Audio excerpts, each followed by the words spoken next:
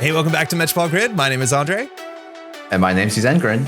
And thanks so much for tuning in. We have a new tier list, mind you, a very exciting time of the year. Rebellion Without Rehearsal has dropped 65 new cards. It's the back half of the Liberation cycle. It's been out at time of recording for less than a week, but we're here to confidently tell you in which columns all these it's 30 runner cards today, right? Mind you, the corp side of the tier list, Jeff, it should be up on your channel already. The link will be in the description. We got some work to do, Jeff. What do you think about Rebellion Without Rehearsal? Do you have any thoughts off the top? I mean, this set is just it's an odd one. We've been talking about this a lot. We've talked about it in the previous video. We've talked about it kind of offline with each other. The set feels very different than the Automata initiative. Yeah. And that makes the card evaluation really interesting and a little bit tricky, but I'm pretty confident we'll end up with a definitive, no mistakes at all tier list. Especially now that we have a whole brand new tier to slot our cards into. Yeah, we'll get to the brand new tier, which I think is an important tier to help us sort some stuff out. But yeah, it is an interesting set. I think a lot of the cards are not very obvious what they want you to do with them as a whole. And that, again, makes evaluation pretty tricky.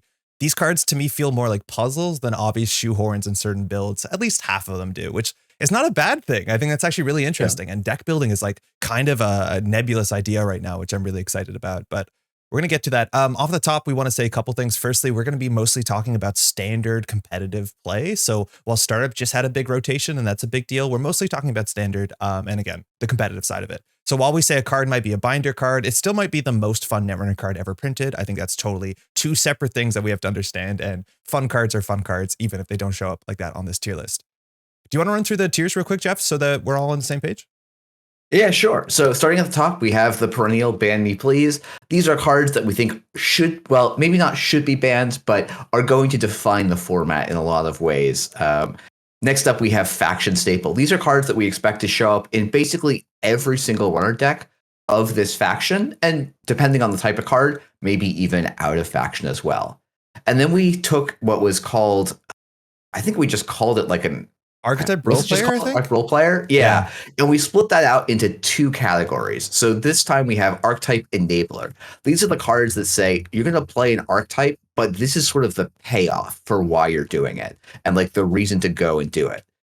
And then we have, and so in some extent, it's a stronger version of what we used to call the archetype role player. Then we have the archetype role player cards. These are the ones that fit in an archetype, but it's unclear, maybe they do just play an essential role in the deck. They're maybe not the reason you play, but whenever you're playing this archetype, you're going to strongly consider this card.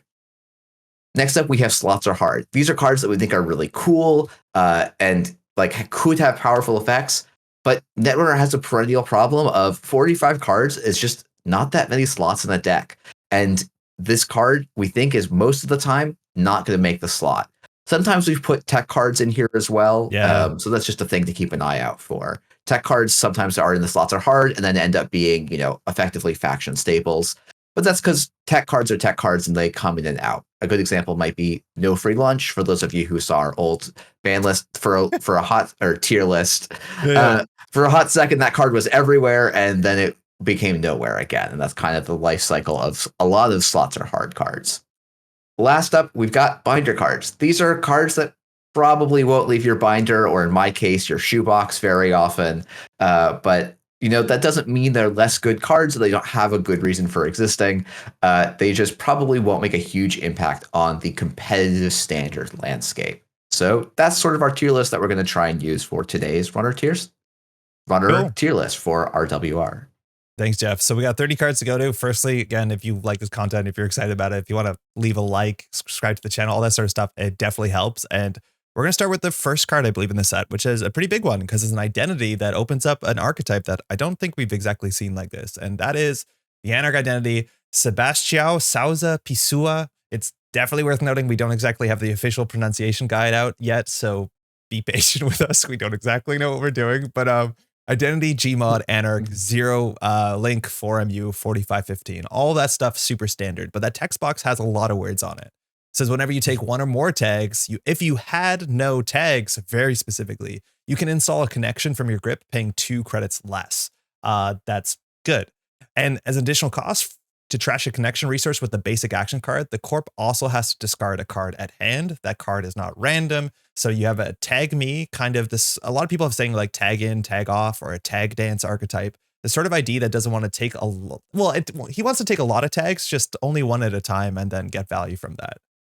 We've seen a lot of support from Sebastian. We saw a lot of support from Seb or for Seb in the previous half of the set in the Tommen initiative. We saw some cards that looked pretty dubious unless there was inherent tag support. And now those cards are obviously shining because it's like it works really well with Seb. And then we got additional Seb stuff in the set. A lot of connections we've seen in the set and a lot of things that say the word tag on it.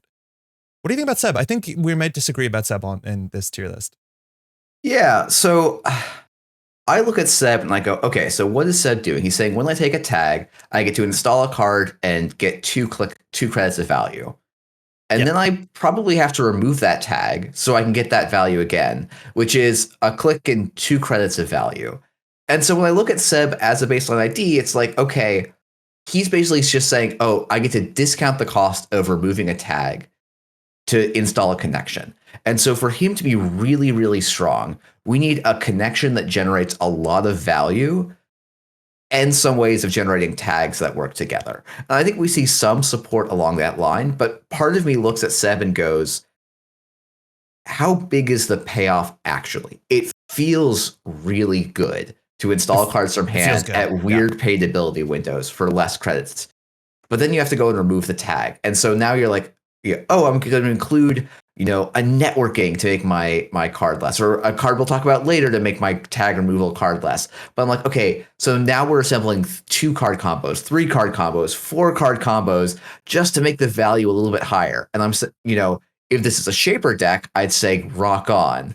But we're in Anarch, the faction of I do broken shit with 1 card and you can't stop me. Or just like all of my cards independently function very well, and then they synergize together even stronger. And I think I'm not convinced yet that there's actually this like that sort of Anarch game plan of all my cards work well independently, and then Seb just kind of explodes the value curve in a way that we've seen some of the other Anarch cards do.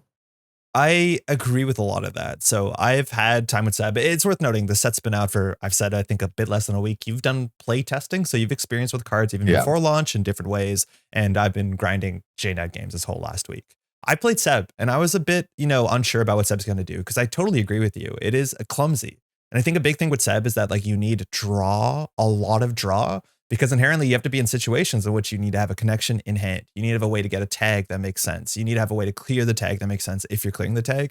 And having that all come together, mind you, I think this is the first Anarch identity that NSG has printed that doesn't have the word draw card on it. So like you have to sort that stuff out because otherwise without draw, Seb is nearly dysfunctional, entirely dysfunctional. Yeah. That being said, there are draw support cards. There are some really strong connection payoffs. There's a lot of really cool ways to get tags that are also, unfortunately, because they're tag based, attached to slow stuff. So like rogue trading is a really important Seb card, if you ask me. And it's not the fastest card. It's a really good Seb card, but it's already not the fastest card. And Seb doesn't seem fast. Seb doesn't seem like he has a really big reason to run constantly. But I do think there's some interactions with sort of parts of the card pool, a certain card we're going to be talking about in the near future, a certain connection that make me want to play Seb.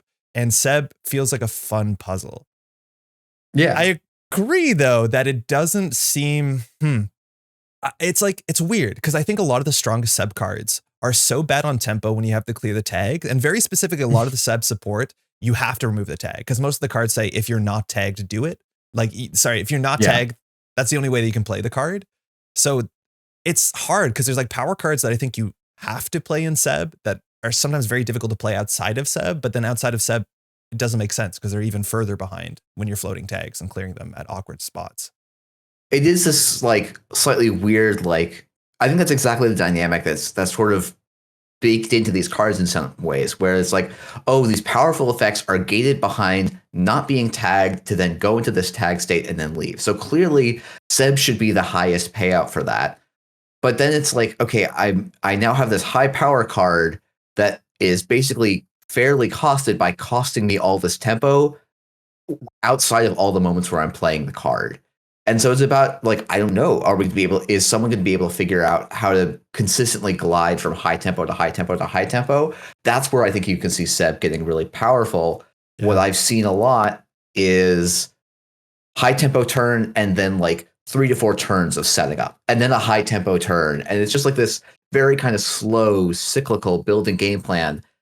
And I feel like if you want to play a slow, cyclical building game plan, you have a lot of different options that aren't Seb that are maybe a little bit have a smoother experience in terms of how, like, when they're going to be able to interact with the corp. And that's often been my concern with Seb. It's not that like he doesn't do powerful things, but if I sat Seb down against a PD deck, a lot of the time the PD is just going to rush past him without really having to change its game plan very much, which I don't feel like it's always true of like a Reg Anarch deck or something like that.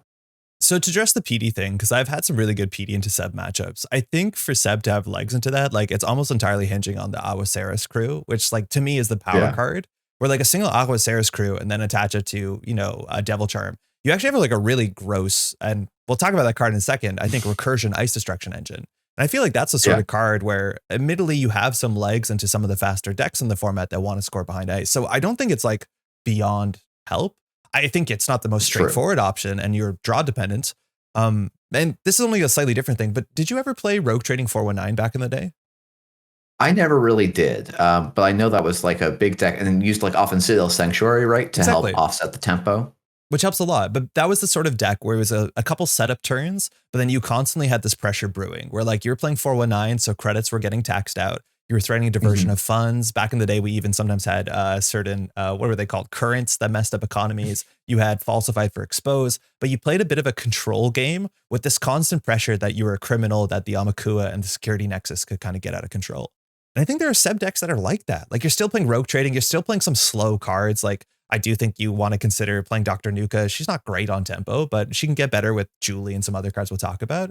But to me, like the Seb decks that I've really enjoyed are like that. Where like you have some good efficient combo angles of setup, but then you're constantly putting on pressure where the corporation understands like, oh, Aguaceras is just going to crack open R&D and then R&D will be uniced and then you'll get turtle counters and leech counters and that can cascade to a privileged access that will do this. Like, it does feel like a bit of a siege deck if you can set up. And that's what I'm interested in. Because I do think if it's not like the aggro thing where you want to interact every turn, but as long as the interactions are mean, I think it might work out. Yeah, I think that's fair. I think I'm just a little more skeptical that that style of deck is going to be consistently a top performer. Yeah, I can see that. The best decks in to many extent, the best decks in the Automata Initiative were like forcing the runner to interact quickly and impactfully, right? We had, a couple of varieties of OB, be it rush or kill or like, decks that would like try and set up early forks for the runner. PD obviously can set up some pretty early challenges for the runner. We've seen some like NBN tagging decks. I think like how that matchup plays out is really like, weird. I don't think anyone, it's a very weird matchup, but like there is this part of me that's like, oh, if Sebastião gets like 4 tags on him, suddenly he can't play some of his most powerful cards, which is like a huge, like, yeah, he's probably better equipped than most runners to get down back to 0 tags, but that still represents like a turn where potentially, a whole turn where his engine just gets turned off by a card that like most of the runners are just like able to say, yeah, I can still play there's no other runner says, oh, the strongest card in my deck, I can't play because I'm tagged.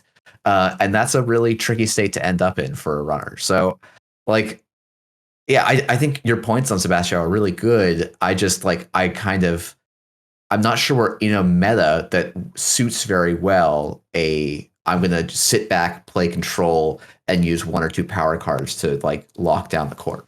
Yeah, I can hear that. But yeah, the NBN matchup's really interesting. R+ doesn't care who gives the tags. That being said, face checking into the ice is good tempo for you sometimes. It's cool. It's not as messed up as he thought it'd be. It kind of reminds me of like Essa into Thule, where like it's bad, but it's also good. And that's kind of fun, but I don't have that much experience into it. I agree with you. And I do think if you want to make Sebastião a bit more interactive and a bit more aggressive, I think you're leaning on like powerful cards, but using play patterns that are not very intuitive. Like one of the best cards Sebastião to PD is like install Hannah, face check the remote server with Hannah. Because at the end of the day, they have to res ice and then you get a tag. And that's the sort of thing that I like. It gives you the ability to push yourself forward while still being aggressive. And I think a lot of people have to build their deck closer to that than like sit back rogue trading Nuka, right? Like you're right. I think people are going to make it, they try the hardest to make it work, but it's not obviously that easy into the current meta. It's fun though. It is very fun, but that's not this tier list, unfortunately. Yeah. No, we're not talking about exciting archetypes. We're talking about the hardcore competitive archetypes. Um, I mean, after all this discussion, I don't know. Like, I could see he's presumably the archetype enabler, right? Yeah, Like, has to be. Unfortunately, that's just our yeah, tier list. Like, it doesn't show you how good of an yeah, archetype it is, but it is an archetype. That's for sure. yeah. Yeah, interesting. It's like, to me, Seb seems so important because going tag me with his cards, supposedly his cards, is actually nearly impossible, some of them. So like, I feel like you Mhm, have to clear the tags, which means Seb is almost always only the home for some of these cards. And some of these cards are worth considering out of Seb, I think. But they're much mhm, harder to play for sure. yeah, Speaking of Seb support, Eye for an Eye. We got an event, yeah. cost 1. It's a run. And mind you, we have 2 of these events that say play only if you are not tagged. Having a blank ID, having blank cards against, the Oppo research is a bit rough.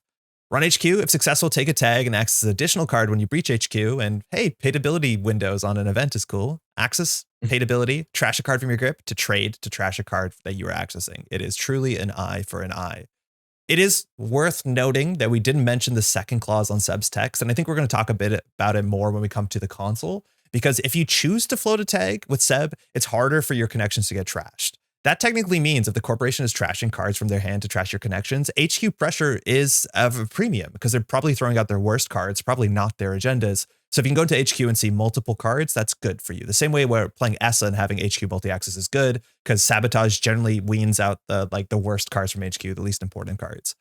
That being said, we'll talk about that later because I'm not sure how often you have to float a tag in Seb, but this is HQ pressure attached to something that Anarchs are actually doing pretty consistently, trashing cards in hand. What do you think about this? Yeah, I mean, so as the person who infamously wrote that carnivore was going to be meta defining, clearly this is a power crept carnivore. Yeah. But like, I think in practice, this card really suffer. Like, just I haven't seen anyone make this card work in quite a while. I Yeah. think in theory, like to me, this is very much if we were in like a sort of CI type meta that was cerebral imaging. This was an ID from the FFG days that let you have a max hand size equal to your credit pool. So players would often build these like, oh, I'm going to play like 7-card combo kind of things. We're never going to get CI again, but we did get some kind of combo corp cards, as we talked about in our Yeah. previous video. And so there's a world where, hey, at some point, corps might start uninteractively winning out of HQ, and suddenly an eye for an eye feels like it has a role. Where, oh yeah, if I can just go in and disrupt stuff, that's great. And as we've talked about, sabotage decks, these sort of like there's elements of these tag decks that do put some pressure on HQ. And so this is a nice kind of complementary piece. But I think fundamentally, we also talked about how Seb has draw issues. And this card exacerbates those draw issues. Ooh, It says, yeah. oh, yeah, those cards you really need to install with Seb, you have to throw them out to get forward tempo off of this. This is like a card where I would almost wonder if it's better outside of Seb, where you do have this more consistent card draw. But then the say play only if you're not tagged, I feel like takes all the momentum out of this. I think there's Anarchs that would play this and say, yeah, I'll play the whole game floating 1 to 3 tags. Like, that's fine. My resources aren't that essential. But the fact that I'd have to, basically, this becomes basically a 3-credit double that you then also have to trash cards out of hand for. It just slowly falls below kind of the curve of what you can usually get out of a playable card in Netrunner. Yeah, because this thing is functionally a 4-card combo, right? Like you need to play the eye for an eye. You need to trash 2 cards from hand. Mind you, we have a lot of really good trash from hand energy with things like Strike Fund and Steel Skin. Now, mind you, those cards can sometimes be difficult to put in Seb decks because you have a lot of other constraints, as much as they do work with Lago, Piranha Shelter, which you probably should be considering playing. But then on top of it, after you've played 3 cards, 2 trashes in this, you probably want a connection from your hand to play because you just took a tag and you need that to make sense for you. So having 4 cards together is really difficult. I also think with Seb, like it's not very obvious what his breaker suite's going to be. So if I have a card in my hand that only does something when I specifically run HQ, I don't know what it takes for me to run HQ. Are we playing God of War, which I think is kind of interesting? I've been playing Amakua builds. You can play fixed strength breaker stuff, regular breakers, conventional breakers. But that's really tricky. And still at the end of the day, I don't know how well this card compares to just like playing an imp, in which like an imp is not that different from this as much as the tag is abstractly good for you. Yeah, Anarchs are really good at destroying things. And I think a lot of Anarchs outside of Seb are going to play imp. And I think if you want to destroy more things than Seb, you should probably consider imp before this. Imp is a lot more playable on a lot more boards. Yeah, I like the only other home I could be is like maybe a Lu could play this if they like just as a fourth imp or something, just so you always open imp, right? But Yeah. like it is a tough card to slot, I think, in practice. But like at the same time, there probably could like there's like a theoretical metagame where you start getting towards where like yeah, the corps are a little bit more combo, and you do want to be playing Seb for some other meta reason, and then suddenly this card feels like it could have a role there, kind of thing. But Like I hear you and I agree with you, but at the end of the day, right? Like I think if you're playing Anarch, there's a lot of still virus imp decks out there, so they're going to eat combo decks. We have more cards in the yeah, set, Cupulation, we have Burner. Like there's so many other incidental things in this set that if you asked me to play a combo corp right now, I would say no thanks for a bit and wait for things to calm down. So like even if you need to have this in your combo deck, I think you just put something else or you wait for the other runners to like sort it out for you, because like combo right now seems really hard. I don't know. I don't. This is like not even slots are hard to me. I think this might be binder. I think that's fine to put it in binder. I think it is just so hard for this card to have a real role. Yeah. Okay. But the next card here, I think, going to go in a very different, same clause. This is privileged access, or if you're a dedicated Metropole viewer, Praxis. Praxis. This is play only if you are not tagged. Run archives. If successful, instead of breaching archives, take one tag. Whenever you take a tag with this event, you may install one resource from your heap, paying 2 less. Threat 3, when you take a tag with this event, you may install one program from your heap. So this falls into the like very verbose text that you sometimes need to read a couple times to really understand what this is doing. But basically this is this is run archives for 0 credits, take a tag, install a resource from your discard for 2 less, and then also at threat 3 install your program. So this is just like a ton of recursion on a single card. And Seb obviously can get a install off of his ID from hand, so this can become a 1 credit or a 0 credit event that gets 3 cards on the board, which is nice. Disgusting. When you play 1-click run archives, install 3 cards, it is like that is the sort of tempo you want attached to having to clear tags to be a downside. This thing is buck wild. The threat 3 text, it's not the most important part of this card unless you build your deck around it. Like if it's good, it's good. There's good ways to get value from that. But like even just installing a resource, installing a connection from your hand, the same way that when you started playing against Essa, you had to learn to ice up HQ so you don't get chest douchegud. Against Seb, my priority server is archives. I just don't want this to fire. You don't have to do a turn 1, but like just don't let this fire. This thing is the biggest amount of value in a single Seb card, I think. Yeah, no, this is definitely a big value card. I think I am the most skeptical person that I've seen vocally about this card. And basically my reasoning is this has exactly one good target that I think is recurring for more than just credit value. Which is? The crew. Okay. That's a good one. That's the problematic one potentially as well. We're recurring that is probably that's probably the strongest interaction this has. Everything else I feel like I've seen recurred hasn't, I'm like, okay, you spent a card to get, like you're just trading a card for a card. And if we're installing like a friend of a friend, which we'll talk about later, okay, you're spending like 2 clicks, 2 cards and making a reasonable amount of money, but not like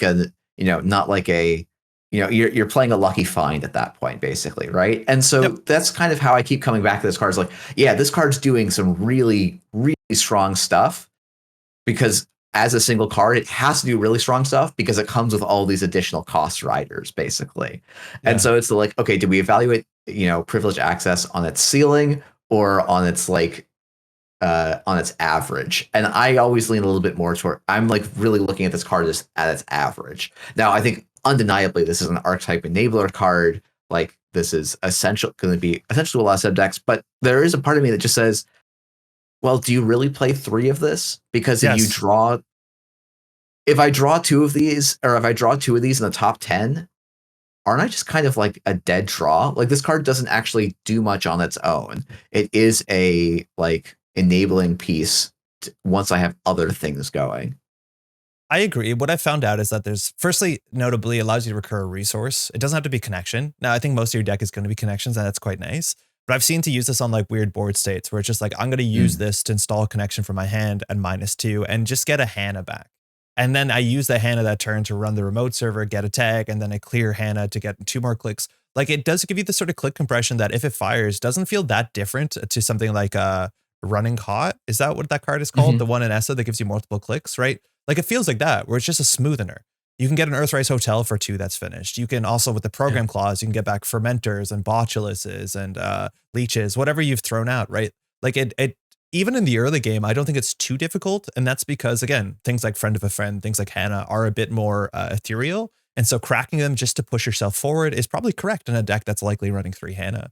So I found out that the use case, I've never had this in my hand and thought this was terrible. Even on like turn 2 against PD, you can do some weird kickflips where it's like Hannah, the remote server, crack Hannah, use this on archives. Like it is slightly nonsense, but it's been a bit more of a higher floor than I thought it could be considering what the text is on this. But I agree with you. Sometimes it's not good, but not often. Okay. No, that's really good too. I mean, I'll be honest. I mostly like my experience with Seb has also been playing against him, not playing him that much. It's just not, despite being a big shaper install runner style, he doesn't quite fill that same role in my head mentally. So I haven't experienced him as much. And like, yeah, this is very clearly the power card. As I was saying, I think this card's an archetypal enabler. It's definitely not a faction staple. It really only goes in Seb. And it's like a power card he needs, but it's not a card where I'm like, oh, this is going to be like a thing we regret. Like, even though it's got a lot of recursion potential on it, I feel like in practice, the cards it recurs, with maybe one exception, are pretty reasonable. But this reminds me, I don't know if you remember when we did our tier list and we talked about Katurga Breakout a while ago. That was a card that for FFG old school players were like, whoa, this is going to be inherently very problematic. Because back in the day, Netrunner players would kind of bend over backwards and do some really inefficient stuff to recur an event from their bin, let alone Katurga is anything, if I'm not mistaken. And so a lot of times those cards, which we don't see a lot of Katurga, are only as good as a thing that you can recursively spam with it. And that's the thing with Praxis I think a lot of people are going to be concerned about, because I do think there is at least one target with this where spamming it is a game plan on its own. So you're right. It's in context, but recursion's only as good as the targets. There's really good targets with this potentially. Yeah. It's my favorite sub card, I think, by a mile, because when it happens and you install 3 cards, it's gross. It's really gross. Yeah, no, I mean, look, I've wanted a mass install reprint for our Asana specifically, but all right. Next one up, Amanuensis. I think that's how you say that. It's Seb's console. Gives you 1 MU, costs 2, not bad, unique like most consoles are. When your turn ends, place a power counter on this hardware if you are tagged. And whenever you remove 1 or more tags, you may remove a hosted power counter to draw 2 cards. He allowed himself 5 minutes. He wished for more. 3 influence. It is the tag console we now have in the format. Mind you, we used to have Obelisk, which just left at the last rotation, which cared about having a lot of tags. I think a lot of people have nice things to say about Obelisk because it was hella cool. Not that it always works the way that you assumed it would. But this is definitely something different. What do you think about Amanuensis and Seb? Man, it is asking a lot for 1 card. Yep. Like floating at this is I think effectively the only Seb card with maybe Solidarity badge that kind of like asks you to float a tag between turns. And in theory, the bottom half of the text on Sebastian's ID is supposed to make it more palatable for the runner to float a tag.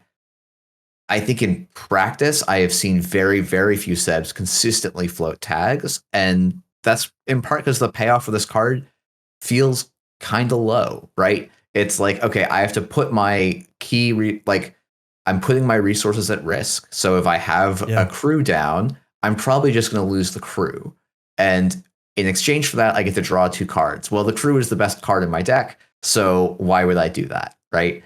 And that often, I think, ends up kind of being the issue with Amanuensis, where like draw 2 is obviously good and like is a thing that Seb needs, but he needs it not so expensively in a lot of ways, I think. Yeah, I totally agree. When I played with Seb, I didn't even consider this much because you're right. You don't want to allow the corporation to try and trash your things. There are certain turns where in the early game, floating a tag is fine. If they want to trash your Hannah, that's not great for them. That's true. But once you get down, not only your cards are worth protecting, but also I think a lot of sub decks will play some amount of very important cards that are not connections. Things like rogue trading. You can't leave a rogue trading with 12 credits go down. So you can't really float tags that easily. Now, Amanuensis is the payoff you want. Card draw is so important for Seb because you don't have card draw built in and you are clumsy. We talked about a 4-card, 3-card installs. Like you need a lot to work and you need, yeah, it's tricky.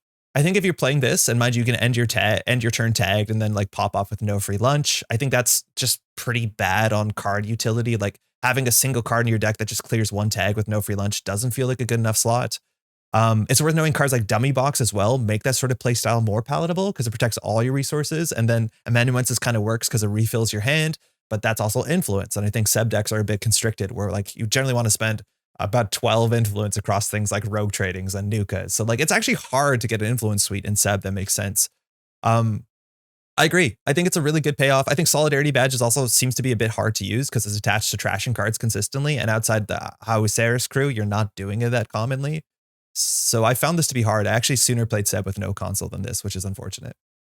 Yeah, I think, the Neon Static guys they had spoiled this and they were like, they DM'd me like, Jeff, you did some playtesting. Like, how do you use this console? And I'm like, I don't know. And they're like, do you think we should just use Patchwork for our display reveal video instead? And it's like, I mean, you guys should probably show off the new cards, but maybe have a Patchwork version ready to tap on stream for the final game or something. Like it's an interesting console, but it does just feel like it doesn't quite fit with the game plan. And like, this is one of those ones where I can see like, oh yeah, part of the design of like, oh, we should have some risk to the tag me archetype is like, oh, I should, the inherent tension was the like, okay, you're going to have resources that you care about. And then we want you to float tags. But in practice, this is really the only payoff for that. If there was more payoffs for that, I could see I could see that being more of a play style, but it's just not actually what the rest of the cards want. So it ends up being this anti-synergistic piece with everything else. Yep. I think it's possible to play this. I don't think it's the best. It's also worth noting we didn't talk about like what's the cost of floating a tag. Trashing your resources is one angle. I don't think there's a lot of single tag punishment in the format.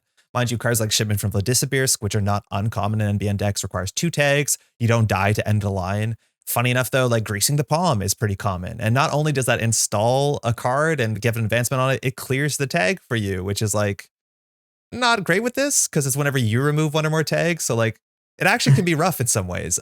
So it's not the worst thing to float a tag, but at the end of the day, like they should trash your connections that are important. And if you're building your deck around connections, that cost is not worth, I think, floating a tag between turns. You can just clear the tags if you want to. Yeah. I think this is a binder card. You think it's that bad? I think you're totally right that we need more payoff to float tags. We just don't have it yet. I think almost every other Anarch console is better in Seb. Yeah, yeah. No, you're right. And if this card doesn't see play in Seb, it doesn't see play. Okay. We got a unique card. This is a champ design card. It's unique. It's the Wizard Chest. I do want to shout out. We're not going to talk too much about the art. The art in the set is really quite good, but this is designed after a game store in Colorado called the Wizard Chest. The building looks like this. This is a really, really stunning reproduction of that. It says use this hardware only if you've made a successful run on every central server in 1 turn. So the sort of quest completed cards, a lot of boomers call this. You trash this to choose hardware, program, or resource. Then you set aside cards from the top of your stack face up until you set aside 2 cards of the chosen type.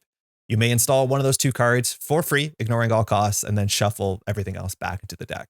It's only 2 influence, which is totally palatable, and it's designed by 2020 world champ Richard Hall. That's Limes, who won with, it was Sports Medal and Freedom, if I'm not mistaken, back in the day? Yes. Yeah. Cool. Yeah. I thought it had been Hoshiko, but no, I went back and checked the other day, and I'm pretty sure it was Freedom. So we'll see. You can correct us in the comments, as always. What do you think about this one? No, that was... This card, I mean... In many ways, I feel like this card is not meant for competitive tier list. This card is meant as a love letter to an amazing Netrunner space, and like as politely a jank inspiring card. Right? This is the thing where you go, I want to build my deck so that I can fire a Wizard's Chest and do something funky with it. And exactly what that funky thing is and what the payoff is isn't super clear. I have heard some stuff where like, oh, this has a role, this card synergizes best with other hardwares because You can like if you have one other hardware you want installed, you can basically always guarantee you'll find that hardware off of a quest, because even if you find 2 other wizard's chests, you can just fire it again, basically. Yeah. That's important. You can do wizard chest into wizard chest into wizard chest into your hardware. So if you have 4 hardware, you're guaranteed. Yeah. And, deck fitting's not nothing. And like the cost of running all 3 centrals in like the first couple turns, sometimes that's enormous. Sometimes it's not actually that bad. You can like, I'm going to, I'll install my wizard's chest and I'll make a probing run on the remote the next turn.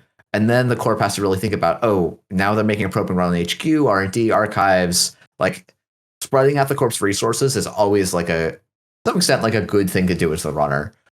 Having a random payoff or one that requires you to really restrict your deck building usually requires a really high ceiling.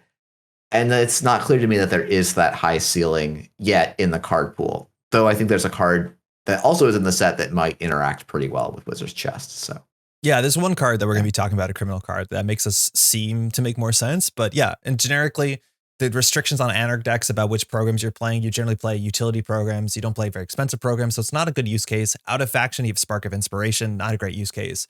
Resources, again, a lot of decks run multiple resources of different install costs. Things like companions and liberated accounts show up in the same deck. That could be tricky. But hardware, to me, I agree. That's an interesting use case. If you need your console, is it easy to rely on this to get your console? There's, mind you, a bunch of other cards in the Anarch card pool that can do something like this, but a bit more consistent, but also a bit less flashy. So things like Gachapon, things like the Price. Those are all cards that feel like what this does, that will show up in competitive top tier decks. I don't think you're expecting to see this, even as a way to get your console for free, which can be 6 credits. I totally agree that I love the design of this card, because there's not a lot of cards that I think like, oh, this is, not a competitive serious card that I still really want to build decks around. And this is exactly it. This card seems fun as hell, but I don't think it's the first order optimal thing to do. But like, I still really enjoy it, which is sick. That doesn't always land like that, which is a cool bridge. I think that's honestly been one of the things that people have criticized NSG a lot for, is not having these sort of cards that like aren't meant for competitive, but are still exciting to play. Yeah. And I feel like this is a great example of that. Yeah, this is cool. Unfortunately, like to our tier list, it is technically a binder card. I do think there's an archetype or two that would consider it specifically, but I'd be surprised to see it at top tables. Yeah, agreed. I do think it's probably here though. Yeah, I think we'll talk about, like, there's a deck that, like, I think it's not a great deck, but we'll use this. So like you could argue it'll be an archetype role player in that deck, but I think more realistically, it's going to end up in the binder most of the time. Yeah. So far, our tier list is pretty bottom heavy, but I don't think it's going to stay like that. So be patient with us. We'll get there. Boy, tada. It's an icebreaker killer. It's Anarch, 3 cost, 1 MU, 1 strength. So it has 2 paid abilities on it, mind you. It can get +3 strength for +3 credits. And then interface is 2 credits for 2 sentry subroutines. So it's still 1 for 1 on both of those, except you're kind of paying by batch. However, if you trash any of your installed cards this turn, paid abilities cost 1 less to use, which means you're getting 3 strength for 2 credits and 1 for 2 subroutines. It's very interesting. In the last half of the set, we saw Audrey, which was a card that charged up of trashing the corpse stuff. And this is one that's trashing your stuff. One's an AI breaker, one only breaks sentries. What do you think about this killer snake? I mean, to me, this is in the long line of Aesop support cards that were printed this set, but printed in orange, as often happens for Aesop support cards. They just get printed out of Shaper faction. That said, like, there are actually a lot of Anarch cards that allow you to get the kind of enhanced mode on this breaker.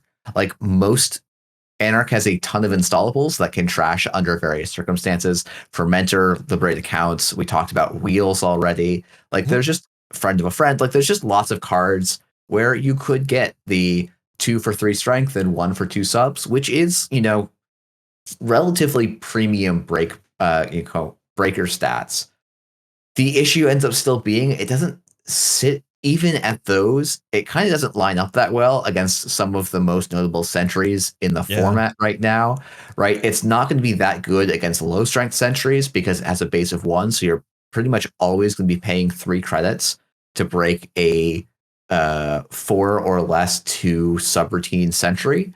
But a lot of sentries are 5 and 6 strength. So then you're suddenly, you're now spending 4 and having to break. And then you also have had to jump through a hoop, which Yep. is a very Shaper breaker, not a very Anarch breaker in a lot of ways. Yeah, it's tricky, right? Like we've seen Anarch splash Echelon, we've seen Anarch splash Carmen, and I don't think the numbers on this are that much better to Carmen. As much as you save influence and you have to build around Boitada, again, sometimes it just happens. Daily cast leaves. It feels better that turn, I guess, for sure. But I totally agree that like this doesn't seem like the biggest payoff to something you're doing. So maybe this is like your midpoint sentry. It's also worth noting like what do you need in the entire meta for Sentry Breaker right now? And I honestly don't know. Like Noom to me is like the brute force answer. If I really am worried about face checking, I would play it. It's more expensive on many angles than this potentially, as much as you never boost the strength of it. So I honestly don't know. Like I don't know if you end up playing an Anarch killer in your Anarch deck, if it's just like a regular Anarch. Yeah, if you're a regular Anarch, this is definitely a little bit hard to slot. Though, yeah, maybe you do the math and are like, oh yeah, every turn I need to run a sentry, something on average is being trashed, and so this is fine. Yeah. I think the biggest thing with this is like a lot of Anarch breakers, it kind of asks for leech support, just to kind of get to like a lot of optimal lines. So if you're already looking at leech, maybe this is a good killer to include in your deck if you're including some other trash pieces, other trashable cards in there. But yeah, Noom is going to break oftentimes for, Noom, we always were like, oh man, it's so expensive to break things. It ends up actually being pretty efficient for quite a big portion of the card pool. So Boitada is going to suffer a little bit, I think, from that. So this is weird because it's a build around in some ways, right? Like your deck has to support it. Now, I don't think you have to build a deck to support this. You just realize, oh, I have a deck that does support it, so I'll put it in. But a lot of times when we see these like build around breakers, things like Tremolo, things like Begamot, right? Their payoffs are higher than this. And that's the one thing, as much as I don't think it's the biggest build around, is I think the build around payoff for Boitada is like nothing to write home about as much as it's not bad. Yeah. I mean, I think that like basically, I think in practice, yeah, the payoff isn't there to play this in faction over another killer. In Shaper, maybe this is the killer you want to play because this does, if you're trying to deal with high strength sentries, this can deal with them a little bit better than Echelon can. It won't deal with Drafter better than Echelon in the late game, but it will kind of more consistently allow you to handle some of the big sentries where Echelon is 3-2, so the kind of inverse strength, which can sometimes be a bit of a difficult point. I feel like if you're playing like Shaper and you're playing Aesops and all that sort of stuff, like, or World Tree, heaven forbid, right? Like you're probably just going to end up on Turbine Echelon at some point in the game. Like that's just how it goes. That I don't know if you could have to spend 2 influence on this. Like I just don't think it's that stunning for 2 influence. Considering what else Shaper has to do. Like you can play Revolver as much as that taxes out your Simul chips. No, that's a good point too. I think it's a slots or hard card. Yeah, I think that's fair. Yeah, it's I was tricky. like, oh, this could almost be an archetype role player, but you're right. I think it's more slots are hard. There's just stuff pushing it out. Okay. We have one more program, if I'm not mistaken. I don't know if it's Helium 4 or Heliamphora. That's a subtle difference. It's a virus, though. Cost 1. It's not unique. It takes up 1 MU, and it has an interrupt. It says whenever you would access a card in archives, you may host it face up on this program instead. It's not installed, so its text is blank. I don't know if that works on gentechie.net just yet. It probably does. Uses ability only once each turn you breach archives. Not once each turn, sorry, once each time you breach archives. That's really important. You can spam archives and just snarfle up all their cards. Whenever the core purges virus counters, they have to trash 2 cards at HQ at random. Then you trash this program. It's very much worth noting Mavirus is an optional purge. You can't force the corporation to self-sabotage, but it is a card that gives you some support into like punitive, put agendas in archives. It allows you to steal Maviruses and not get purged. And then very specifically, it makes purging really hard in a way that can stack up very, very, very problematically if you have 2 of these on the table, as much as that might be some sort of dream that you've made up. What do you think? This is a card I when I saw this and I was like, okay, this is a card. It has a role. And then like it was spoiled and people were freaking out about this card, right? And like I think this card, like it is, as was talked about a bunch, it's a kind of gluing of 2 different tech cards together, right? It's a archives interface and also a Acacia. But instead of Acacia giving the runner payout, this is hurting the corp, which is arguably a better cost for the runner. We used to have Fester back in the day, which is a resource that says whenever they purge, lose 2 credits. It's closer to that, I think. Yeah, no, that's actually a bad card.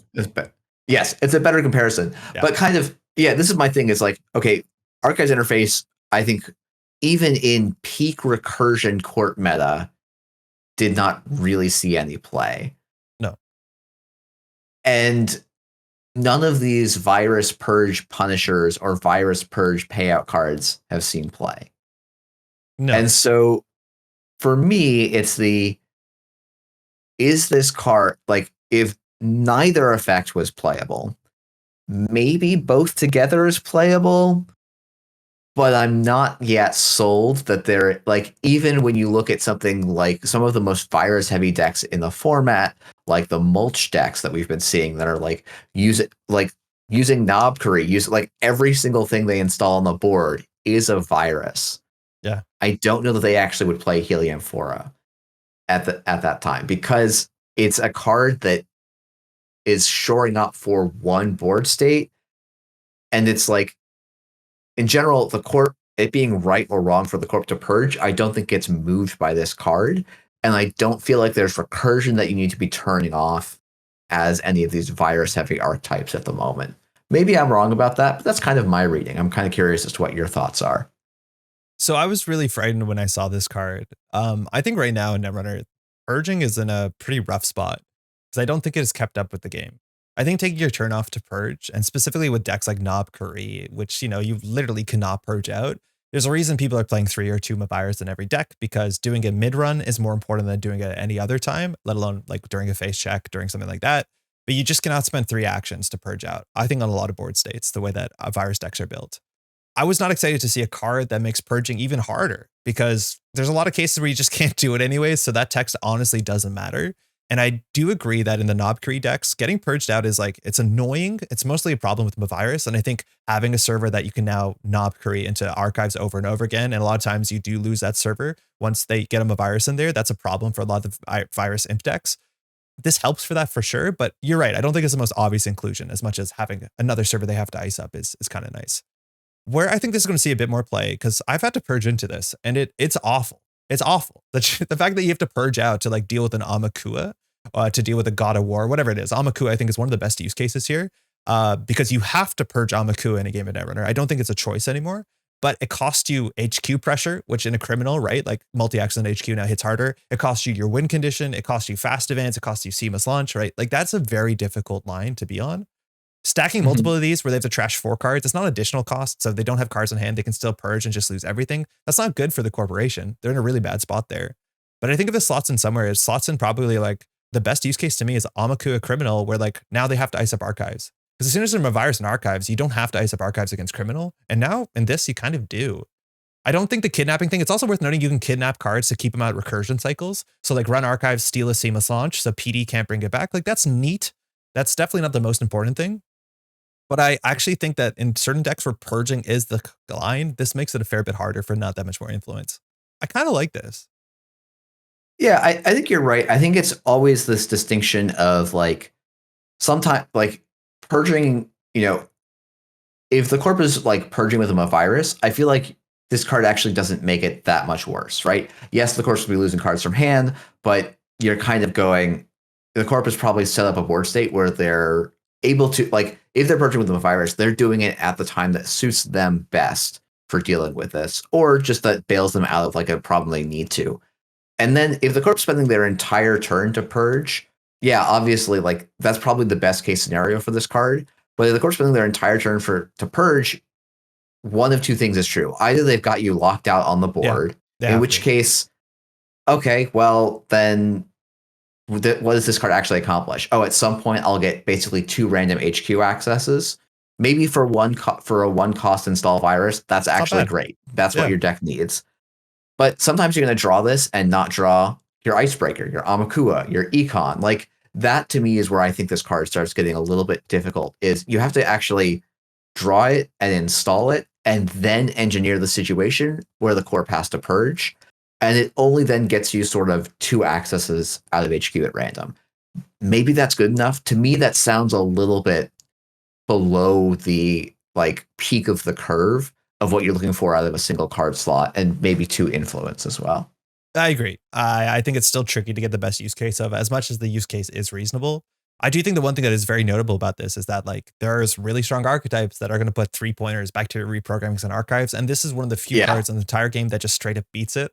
I think we've seen metas where like I think it's like Yan Tuno is showing up to events with like the 1F Augustina Ivanskaya in its deck just to like disrupt that combo. And like this is a better card for that slot. So if you know you're playing against Augustus, like put this into your deck, I reckon. But it's yeah, no, that's fair. That's powerful into that archetype. Yeah. Yeah. And like that archetype still has legs for the time being. So like, you're playing an Anarch deck and you're like, no, those are like good shadows, and why this card I think probably has ace potential spot. I just don't expect this to like be a meta dominant force, I guess, in a lot of ways. I agree. I don't think we're going to see a lot of it, but I do think it's potentially a frightening card in the right deck that you build around it. It actually is a piece where if you can make the corp not able to purge, that's really good for the runner. But I do think it's hard to set that up. Yeah. Hey, that's a slots are hard, I think. Yeah, I'm like, man, no, this is definitely a slots are hard.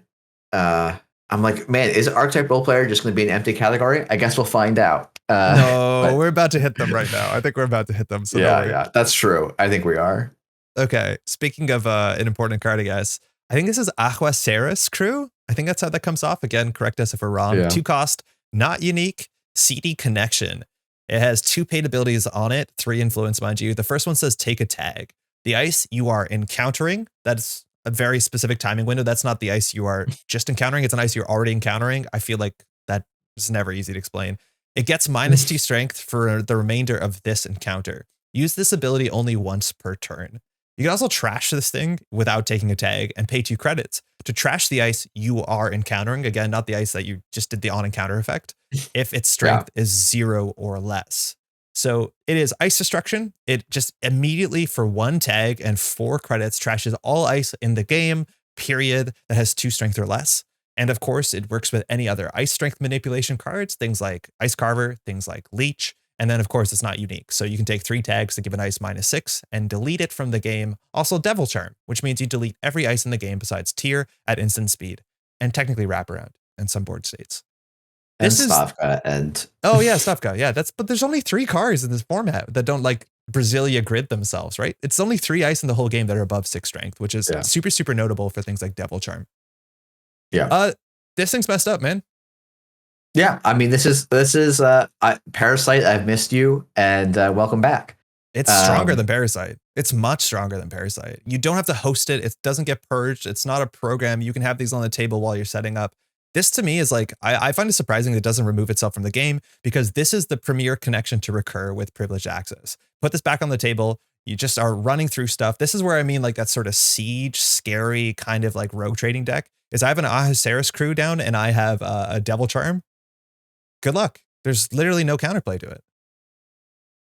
I don't know that I completely agree, but that's fine. Yeah, that's fine. So I like the thing that is notable to me why I like this card is much stronger than Parasite in those couple of ways where this is effectively, you know, if we're thinking in the Parasite world, this is effectively installed on every piece of ice. That is an enormous buff, right? You can use this at any time to deal with the ice you need to handle. And like that's a huge, like a big part of playing with Parasite, and honestly why Parasite kind of fell out of the meta at a certain point was it was hard to get it on the table in a timely fashion. And this is not going to have that issue. Now, what I have seen this struggle with is this is actually twice as expensive as Parasite to deal with in a lot of cases. Right? You're often spending 4 and a click to get this down compared to Parasite's 2. And the recursion, while Privileged Access is undeniably a really good card, I would argue that Simulchip and Cloneship are better recursion tools, and programs tend to be a little bit more like easily searchable and findable and playable in general. So it's not clear to me that this is like miles above power in Parasite, and I might still be like, oh, Parasite coming back might actually be a little stronger. But this is undeniably the strongest Anarch card of the set, by miles. It's also like the program destruction the ice destruction is definitely one thing. On its own too, just having this on the table to take a tag, like even if it didn't have the bottom clause, that's not bad. Because inherently one of the constraints when you're playing Seb is you need cards that can consistently give you tags. Otherwise you have a blank ID box. And this is one of the best on-tempo ways to get tags because you do it clicklessly during a run, and it usually saves you credits on breakers. It also means you can lean into some of the more expensive breakers that also somewhat make sense in Seb, like God of War or Amakua if you're playing Leech and Ice Carver and all this sort of ice destruction stuff, right? Like that's not a bad ability for the faction that has fixed strength breakers, right? Like with a buzz on our Sarah's crew, like you're getting through 5 strength ice for 1 credit. Like that's noteworthy even without the additional text. Yeah, and that's a huge benefit. I think the cost once again creeps back up in, well, you can never end your turn tagged with this on the table because it will just go away. Like even like the corp trading a click, 2 credits, and a card from hand is probably worth having their ice on the table. And like clearly that's a strong card, right? If it's worth it, if it's worth 4 points of tempo for the corp to go and take this card off the table, like, yeah, you're not upset about that as the runner, right? Clearly your card's doing something a little bit fucked up for the game state. But again, I'm like, yeah, there's also this hidden cost in tag taking that you sometimes have to handle in your deck. And yes, it can be an upside, but it's also just, it's, you know, all of this tag stuff always has this cost. And notably, Arcera's crew doesn't actually say anything about not being tagged, which is a huge benefit. And maybe there's just a counter surveillance Arcera's crew deck out there that just like installs 3 of these and starts pumping out 3 tags a turn, dummy box. And like that to me is like potentially a scary thing to look at for the corp as well. I also haven't seen it come to actual play, but like once you get to the bottom of your deck, the same way that people like labor rights, the 3 simul chips to get like whatever imps over and over again, botuluses, you can do the same thing with this. Where if you bottom out your deck with labor rights, it's just 3 Sarah's crew, and if you're going full tag me, good luck, right? Like that's actually genuinely very difficult to deal with. I'm scared of this. It's one of the easiest, like Hippo removes itself from the game. Devil Charm removes itself from the game. This one doesn't. And you can spam it in the right board. And it is just the most powerful connection, I think, in the whole damn set. It's messed up. It's really frightening. Yeah. I think it's very, very strong. I think there's a lot of hidden economic costs kind of sneakily around this card. I don't think so, slow man. it down a bit. It's like, okay, so I hear you because it's expensive, but what does it cost to break the ice? Like I played against, obviously this is like the cherry pick situation, but I played against Ag Infusion. I like Devil Charmed the Cloud Eater. I trashed 2 bronze, right? Like you're right. 4 credits and a tag is something. And Seb, it's not that big of a deal, but like that's way cheaper than having to put down a breaker and break the ice. 4 credits to trash ice on site is good. It's good. Obviously it is. Very much it obviously is, right? Yeah. Undeniably, this card is very good. This is like the the cleanest ban me please of the whole set. That's messed up. Yeah. I look forward to basically. I'm looking forward to as the corpse solving the problem of the crew. It's a hard problem to solve. Do you have any suggestions? Managarm Skunkworks is actually like genuinely. I found that like it putting on aggressive early pressure with the crew, dealing with the ice, and then also having the credits to deal with a Managarm is often more than I've seen runners be able to robustly and reliably do. I can say anecdotally, I played against PD. Yeah, I trashed all their ice off the remote server. The remote server is still Managar Manoetic, and I cannot get through it even without ice, which is true. It is true. But like, I think you play this for central server pressure. Sure, but now you need payoff for like this is like, okay, now if we're playing this for central server pressure rather than remote pressure, well, now we need to have payoffs that actually line up to this central server pressure and builds and builds and builds. And like the other thing is like, hey, some mix of gear check ice that actually makes them install their breakers, or they spend, spending this crew to deal with an ablative barrier feels so like, as a corp, you're super happy about that, right? And so there are these tools in the format for the corp where, you can have this mix of your big taxing ice and your kind of gear checky ice, and you make the runner make the hard choice of where to invest their crew to actually go and handle the board state. That's why to me it reminds me a bit of like David, where like the deck I built around this is like I have Sarah's crew spam, and then like for the low strength stuff I have Ice Carver, Leech, Amakua, God of War. So like I don't sweat the low stuff, and then you just instantly nuke anything that's above 4 or 5 strength. And I think that's an effective strategy. Yeah, I think that's going to be a very effective strategy. I look but you're right. There's ice, specific ice is really good into it. Like a 3 strength magnet is like kind of a pain in the ass. Yeah. 3 strength ice actually is the biggest glow up of the whole format because this card's released, where it actually really does require some additional work. So get your capacitors. What's it called? I would say your Mesnichesvo, or not Yeah, Mesnichesvos, but there's also the Maskarovka. Maskarovka is the one I was Yeah. thinking of. Yeah, get your Maskarovkas out. Oh boy. All right. I think, yeah, we have two more connections. This is friend of a friend, not unique, cost 3.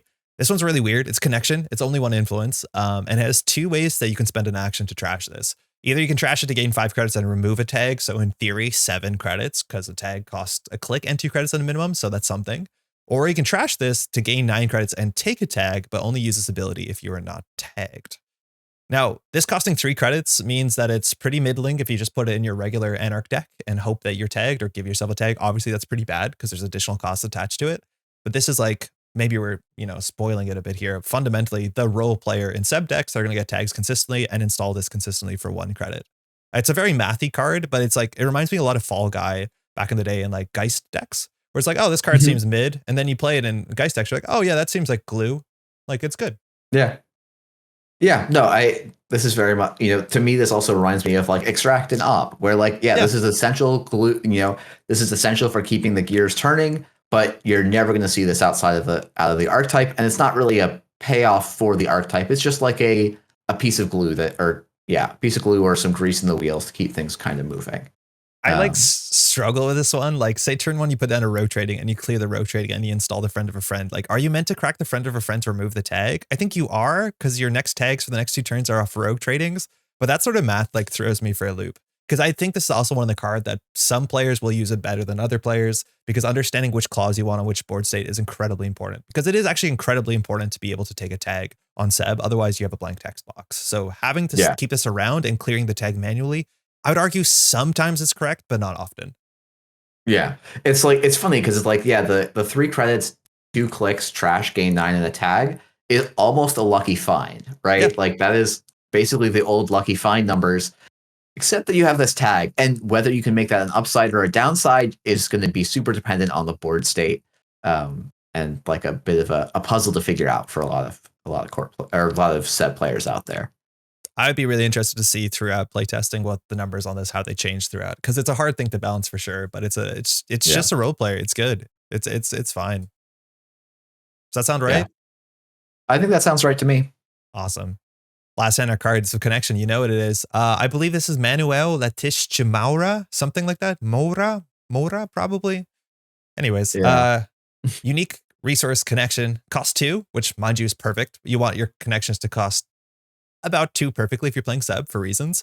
Whenever you breach HQ or R&D while you're tagged, access an additional card, and then arguably threat text that might not matter. As an additional cost to trash this resource, it has Seb's ability twice over, so the corp has to trash a card from HQ, and then if you're playing Seb, that's 2 cards from HQ. Again, not at random, their choice.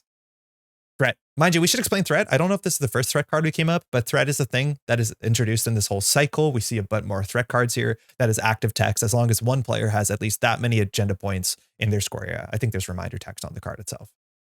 Yeah, we'll have to do a timestamp at the privileged access to link ahead to here for that explanation. Damn. Okay. Yeah, we missed it.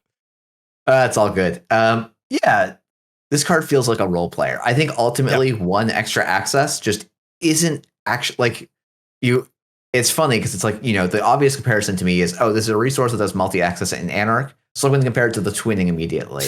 Yeah, and I don't think this compares that and I don't think this actually compares that favorably to the twinning, because it's the cost of being tagged is a higher cost even in Seb with all of this tag support than spend a credit that I'm generating for free every turn off of Paladin or Mystic or Taka or any of those things.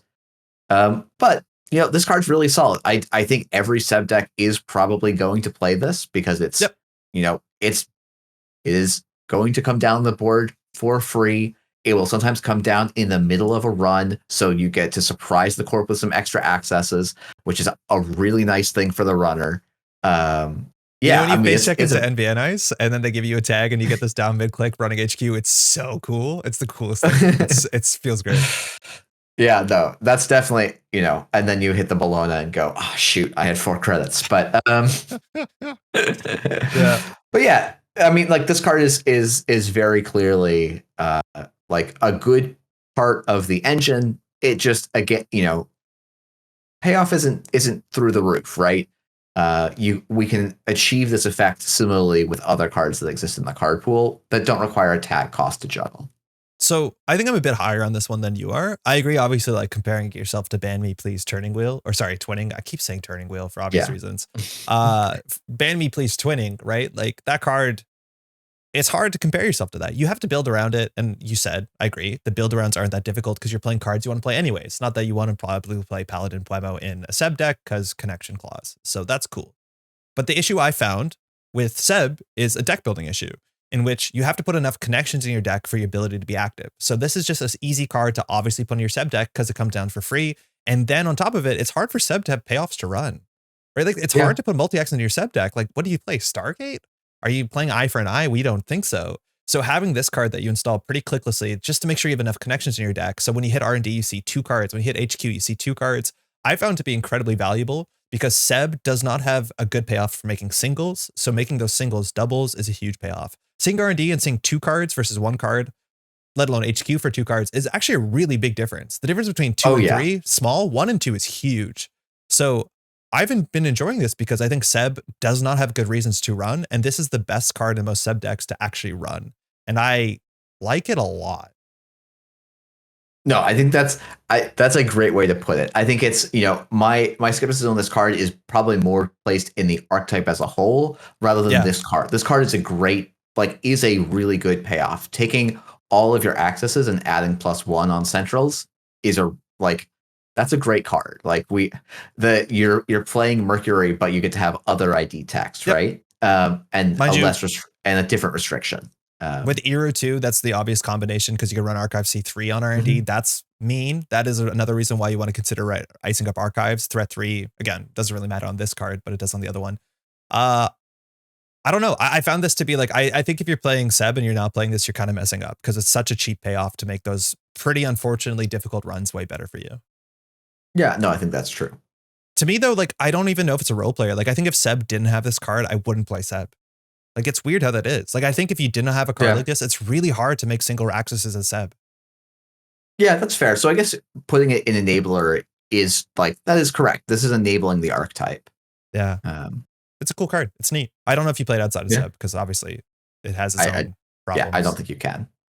I will say I have had to trash it once or twice. And it's not fun. But it's okay. It's not like the trashing cards from HQ, I think I found surprisingly less intensive as the corp than I was maybe expecting it to be when just reading the card.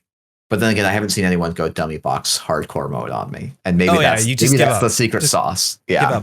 I think dummy box is a really big thing. And I think Seb is a hard thing to crack. I think there's a chance we're going to look really wrong in a while when someone comes up with that sort of Data Leak Reversal Anarch deck, which is just kind of messed up because it's bottoming its deck out and then just after a Lagu, they're just, labor rightsing for Sarah's Cruise over and over again and the game falls apart, right? Yeah. There's a chance that there's something absurd there, but I agree, the sort of mid-range Seb deck, it's a hard thing to put together. And it's the payoff doesn't seem like it's, run for the hills scary compared to regular Anarch, which is kind of why our tier list looks like this. Yeah. And I think that's a really, as you're trying to segue, we're there's a Anarch card that we rate very highly, and then everything else, there's no faction staples here for Anarch. This is really Seb set. Yes. And I think it's always interesting to see when I see people talk about the feedback of why did Reg Anarch get nothing this set? Well, Reg Anarch has been dominating the meta for honestly years at this point. And the Automata Initiative was probably the worst Anarch has done, and they were never below 40% of the player base in a given event or something like that. It won Worlds, right? Yeah, it won Worlds. It won almost every single major event, if not. Yeah, I don't think it quite won every single major event, but it basically won every major event. So the faction as it currently exists is doing really well. So putting some space in for a different way to play Anarch makes a ton of sense for me from the design team's perspective. And this is a really interesting attempt to try and make the Tag Me archetype, which has had a lot of divisive and unpleasant history associated with it, something that fits a little bit better in the sort of archetype of Netrunner play. I like Data Leak Reversal. I'll be the first to admit it. I find it fun people. I don't make a lot of friends. Yeah, this is great. I also want to shout out that like the first part of the set, what's called the Automata Initiative. Yeah, that's it. Initiative. Like there was a lot of banger Anarch cards in there without Seb in it, which is like kind of cool. I think that's really noteworthy to be like, how do you put out cards without the ID in it? And like now those cards make more sense of context. And I don't know. I've been enjoying the Anarch cards as of late. That's for sure. Even as much as this is lower half. Okay. Criminal. Jeff, do you want to read the first card? It's a bit of a big lore piece. Yeah, this is Meeting of the Minds. This is a 4-cost criminal event. Its text is choose a connection or virtual. You may search your stack for one resource with the chosen subtype and reveal it. Add that card to your grip. Reveal any number of cards with the chosen subtype in your grip. Gain 1 credit for each card revealed this way. And the art, flavor text, you'll find a way, little sibling, and this art has Adam, why am I forgetting Lovegood, Mercury's name, and Dr. Lovegood in the background. So yeah, those are some old characters. Adam, mind you, the original Bioroid runner. So there's a lore here, mind you, there's a lore piece associated with this. And Lovegood was the let's clear the directives doctor to help the Bioroids. This is, I think, a divisive card too. I haven't seen it really hit play. I think what it does is unique. We don't have a lot of search your deck for certain cards in the game. We used to have a connection searcher that is better on tempo. Mind you, this thing costs 4, but functionally it costs 3 because you can reveal the card you've searched, if I'm not mistaken. So 3 cost, search your deck for a thing. Doesn't sound great. But that being said, virtual is a messed up subtype in general. I think it's maybe one of the most banned subtypes in the history of Netrunner. That might citation needed. There's just a lot of like very strong virtual cards because they're resources, they're widely playable, and they're generally pretty good. Now, there's other ways to tutor virtuals in Anarch. Like we still have Gachapon as not your whole deck, and there's really strong virtuals. I think you can play virtual tribal basically in Anarch. Hoshiko was largely trying to do that back in the day, so you still can. I don't think this card is good, but if it's good, it's bad for the game. That's my stance on this. Yeah, I think I completely agree with that. I think the obvious comparison for this card, first up, if you're looking at is like Hostage. This is that was an old FFG connection tutor. And, if you have a connection in hand and then you tutor for a connection, I think this comes out to about the same cost as Hostage. That's fine. Yeah. Maybe a little more tempo forward. And, there's not that many great connections that you're like, oh, I need to tutor out of my deck right now. There's a few that can happen. Like, I can imagine there was like some idea of like, oh, you could play a Crim deck and like you've like just play the class act, but you didn't draw your bones. So you play Meeting of the Minds, get bones out of your deck and say like, oh yeah, here's the other class act I drew and the Nuka I have in hand. Okay. Tempo just barely makes sense there kind of thing. It's just to cut in real quick. I think the one that's going to entertain most people is that you can play this in As to get DJ Fenris to become Sebastio, right? Like it's cool that allows you to have those like really niche build arounds where if you build your whole deck around DJ Fenris and you can't find it, the deck falls apart, obviously. So, okay. There's some actually like reasonably interesting payoffs as much as they're not like first order optimal strategies. That feels like that was the fun use case of Hostage. Yeah. The thing that worries me about this card is, we said Reg Anarch was the best runner of the Automata Initiative. The second best runner of the Automata Initiative was Twinning Sable. Yep. And this card, I think, is aggressively costed to not be playable in that deck. But I feel like if this costs 1 credit less, like you would not see other decks. It would just be Twinning Companion Sable decks everywhere.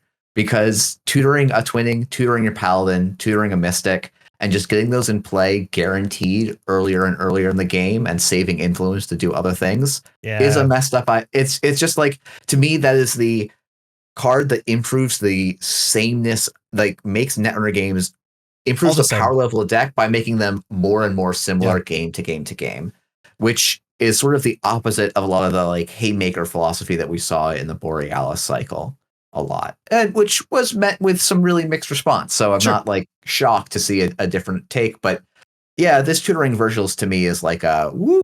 That I'm kind of surprised that it does that. But do you what like concerns me a bit more with this? Because I agree with when it comes to the twinning, that's like probably the best case scenario of this, unless you're grabbing your Dag, which like cool, it's better to play Dag, I guess. Is that like I think that regular criminal deck can just consistently play Career Fair. Because like you just pull your Yeah. twinning out and you install it for 0. And mind you, that deck has a lot of twinning targets, or sorry, a lot of career fair targets, right? Like I don't think that actually makes this card bad on tempo to pull out. Mind you, a paladin's a bit worse, but pull out your twinning and the career fair down. You just lost a click to get your twinning down on turn 1, which like not the best turn to do it, but like I just don't. I agree. I don't like consistency to pull cards out of the deck that are, you know, it's like recursion. If the cards in the deck are messed up, or getting them consistently is messed up, then this card is messed up. Yeah. And like, you know, I think it's got the 4 in the upper left to try and be as aggressively not good for efficiency minded players as possible.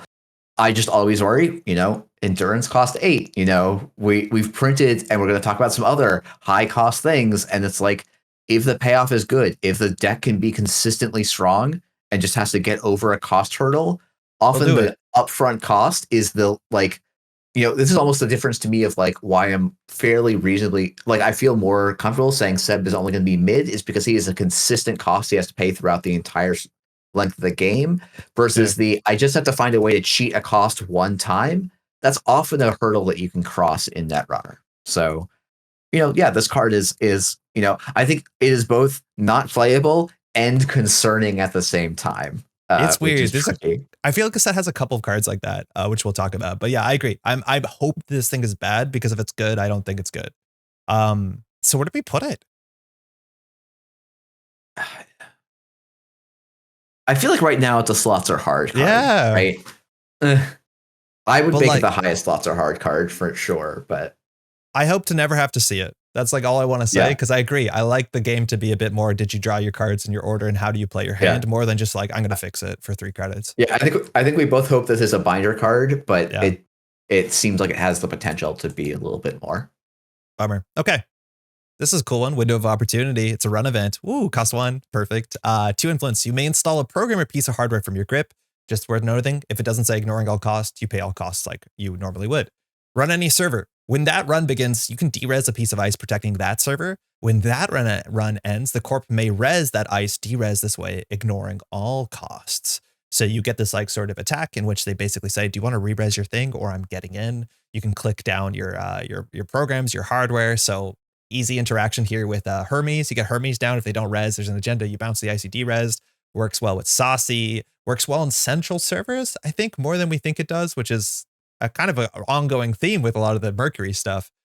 This card's weird because like the conversation on it's really divisive, because it compares itself to mainstay staples like Boomerang and Inside Job that have more straightforward effect, but also more widely applicable effect. But this can be financially devastating when somebody has to re-res a 6-cost Brawn on the remote server just so they don't get blown out of the game. That being said, does Inside Job get you through the Brawn? Yeah, probably. But I actually think this thing is better than I think it is. It's just a slot spell. Yeah, I was surprised when I put this in the deck on my stream at time of recording just a little bit ago. And like it did some real work. Like I was like the frustrating thing about this card is you're like, okay, this is to some extent a Punisher mechanic where I make a choice and then the corp has to make a choice. And sometimes they can make a choice that really screws you over as the runner. And sometimes they're not going to make that choice because they don't know what your capabilities are. And so you come out like way ahead. And yeah, the like interaction of, oh, I'm going to de-res an expensive ice. They're not going to res it, even though they maybe could, because it would take them to no credits on a central. And then I like Hermes bounce, grab the one or grab an agenda out of the central, Hermes bounce a de-res card and they get nothing. Like that's such a high for the card. And like, I think it really is trying to exploit a window of opportunity. Where you can make all these things happen. And then it just becomes, okay, that one use case is good. How consistent is that use case going to be in the meta? And I genuinely, I think it's really hard to know, especially right now when we're, you know, less than a week out and we don't know what corps look like. We don't really know what runners look like. But yeah.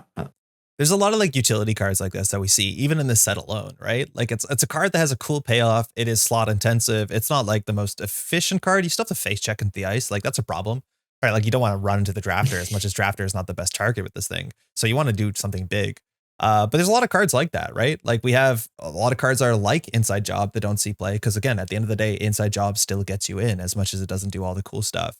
There's weird synergy cards again, like Saucy makes this kind of rude, Worry. Just kidding, but only sort of. Like there's goofy stuff you can do. There was like shutdown plays that kind of made sense. Like there was some strange interaction. Yeah. There was an interaction on your stream that was like, whoa, that's actually kind of sick. I just don't remember. Yeah, I think the interaction was it was window of opportunity, the ice on HQ. The corp is like has enough credits to res their ice on HQ, but only just. And so they're probably going to take the free. They're going to just say, okay, you can have a single, or if you're Mercury, a double access on HQ. I'll get my ice back up for free, and then you just get to shut down that ice right away. And so you basically spent 1 credit to bypass and shut down the ice, and come out like quite a bit ahead of the corp in that exchange. So this card has like interactions with a lot of like odd kind of older parts of the card pool. Yeah. Which is like a really interesting little role. It's like Forged Activation Orders with this is a cool deck. This with En Passant abstractly, not exactly, but with other synergies. Like it's a deck. The problem is like all those cards putting together in a criminal deck doesn't seem to criminal deck make. So like you have to do a lot of deck building to make this card slot. Like you need Onicom or you need Swift. Like you need to make the deck a bit more efficient because, and unfortunately we're comparing this to like, you know, the sort of Sable decks that are coming second at Worlds. They probably don't have a slot as consistently for this. So I think it's something weird. It's also very much worth noting that first clause, you may install a program piece of hardware from your grip, I think serves this to be better out of faction. So like, I don't know if Sasi or Asana Rubicon Switch needed more synergies, but like that actually works for this. Mind you, Rubicon works because they technically res it this turn. So it allows you to get back into Rubicon prison, which is kind of neat as much as, oh boy. But I feel like in Shaper for 2 influence, like that's a better sort of deck that wants to install more things from hand. So out of faction for 2 influence is like just at the cusp of being interesting. Yeah, agreed. To me, this ends up being like an archetype role player. Exactly which archetype, I'm not sure. I don't know. Maybe I don't think it's a real archetype. Maybe it's a slots are hard archetype, but I'm like, you know, this D-res, re-res art, you know, kind of game plan, and this like, you know, it did actually feel pretty solid in Mercury, where it's like, this to pressure centrals is quite annoying for the corp, where like, do they want to spend 4, 5, 6 credits just on a random access? Usually no. And so it just is a way to say, you know, oh, I can now pack more inside jobs in my deck and feel less silly about it. I think it like very, very specifically reminds me of Tread Lightly, which like Tread Lightly is a messed up card. Arguably in the meta, like Tread Lightly or remote server turn 1 into op or into like HB is like arguably game winning. The problem is like it comes down to a slots issue and how good is on most board states. So it reminds me of that. And it's the sort of card where like nobody plays around it and it will win games when it fires. It's just how consistently does that do that compared to Inside Job. I wonder if we should put it in slots are hard with that conversation, but I don't know. We probably should. Yeah, you're right. I shouldn't have said that. I wanted it to be higher. Okay. All right. Criminal card, pretty straightforward in terms of the name. This is Alarm Clock. It's unique. I could own 2 alarm clocks NSG. Cost 2. It says when your turn begins, you may run HQ. The first time you encounter a piece of ice during that run, the first time, you may spend 2 clicks to bypass it. It costs a whopping 4 influence, as much as people are discussing splashing this into other archetypes. I just want to say the fact that you can't play Carpe Diem with that run event on your first click to seize the actual day is unfortunately upsetting. But this is just a basic run action. You can't play run events. This card's good. This is arguably the best criminal card in the set. Yeah, maybe. I'm looking at the rest of the criminal cards. I'm like, oh yeah, maybe this is the best criminal card in the set. Yeah. I think it's a very strong, like, hey, clicklessly run is really nice, and then bypassing HQ on the first ice, like, that is going to be annoying. That often forces a second ice, maybe even in some cases a third ice for the corp to install, which is great for the criminal game plan. And it is optional. Like, you know, maybe this is, you get to use the alarm clock once. Like at my local meetup, I got to use the alarm clock once, and then I got my opponent to res another piece of ice in front of me, and it was an Eli 1.0 ice that does very well into crew, which we didn't mention. Eli's time to shine is back. Yeah, that's true. But yeah, I not, you know, not so serious, but it's like, hey, I got, you know, in the criminal game plan, which is often about making the corp spread out their resources and like do some mix of remote lock. This is a really nice tool for this click savings, for the pressure it applies. Like, it's just a very sweet little card for a lot of criminal decks. And like, I don't think you need to have a plan to quest, but obviously this makes all of the quest payoffs in criminal very good. Yeah. So like, again, double clicking through ice. you got to click for this. So it's only basically single clicking through ice as much as you are still spending a click you lost on the turn. If you're playing Sable, you roll the HQ mark, you have good reasons to run that because that's where your info bounty is. Like that becomes reasonable. A lot of times double clicking through the outermost ice, in which they do try to put taxing ice on HQ, is worth the clicks itself. We have some positional ice hate in the format now. I think Tributary will maybe show up on HQ sooner than later, which that's its own problem. But yeah, I think this is universally good. I even heard people talk about splashing this into like the sort of decks that want to run all the time, the ones that don't want to be locked out. So like Virus Anarchs potentially. I think some Shaper decks that are deep diving could consider this as well. For influence, I feel like Shaper has so much luxury influence right now. We'll talk about that in a minute. But like it is well influence costed for what it provides, but what it provides is potentially good at almost all parts of the game. Yeah, no, I agree. I think it's, to me, this like is going to be at least a one of in most Crim decks, and maybe even more for a lot of them. Yeah. Now, that's the weird thing about Criminal is like you can't play this with run events. That being said, you still have payoffs, and obviously as a Criminal deck, they're going to ice up HQ. That's exactly where this is still good. If they ice up HQ really well and you can bypass the first ice you encounter, so they still have to res it. Like, yeah, feels fine. Feels totally fine. Yeah. Okay. I think this is pronounced Jechino. I've been trying to get that right for a while now. It's a unique weapon. You're going to have 3 of these in your deck, let's hope. And it says when your turn ends, if you've ran all the central servers successfully, which Alarm Clock does help you on that, you may add this hardware to your score area as an assassination agenda worth 0 agenda points. Then, if you got 3 of these in your score area, you just simply win the game. We were told there's going to be a new win condition in this upcoming set. This is it. And it says threat 3. Whenever you bypass a piece of ice, you also may spend a click to install this from hardware from your heap, paying 1. It's 4 influence. And again, splashing one of these, there's some reasons to do it. It's not very good, but it's more fun. But yeah, you generally are going to spend 12 influence out of faction to do this. I don't know whether you want to. Probably don't, considering you have deep dive. But yeah, this is a card that's like very divisive. I think some people think it's like, you know, the strongest thing you can do possibly in the set. Obviously, it says win the game on it. It's cool. And then some players think it's actively the worst thing you can do, because if you're focusing on this, you're probably not playing good Netrunner, and or you could have won anyways because you've made a lot of successful runs on central servers.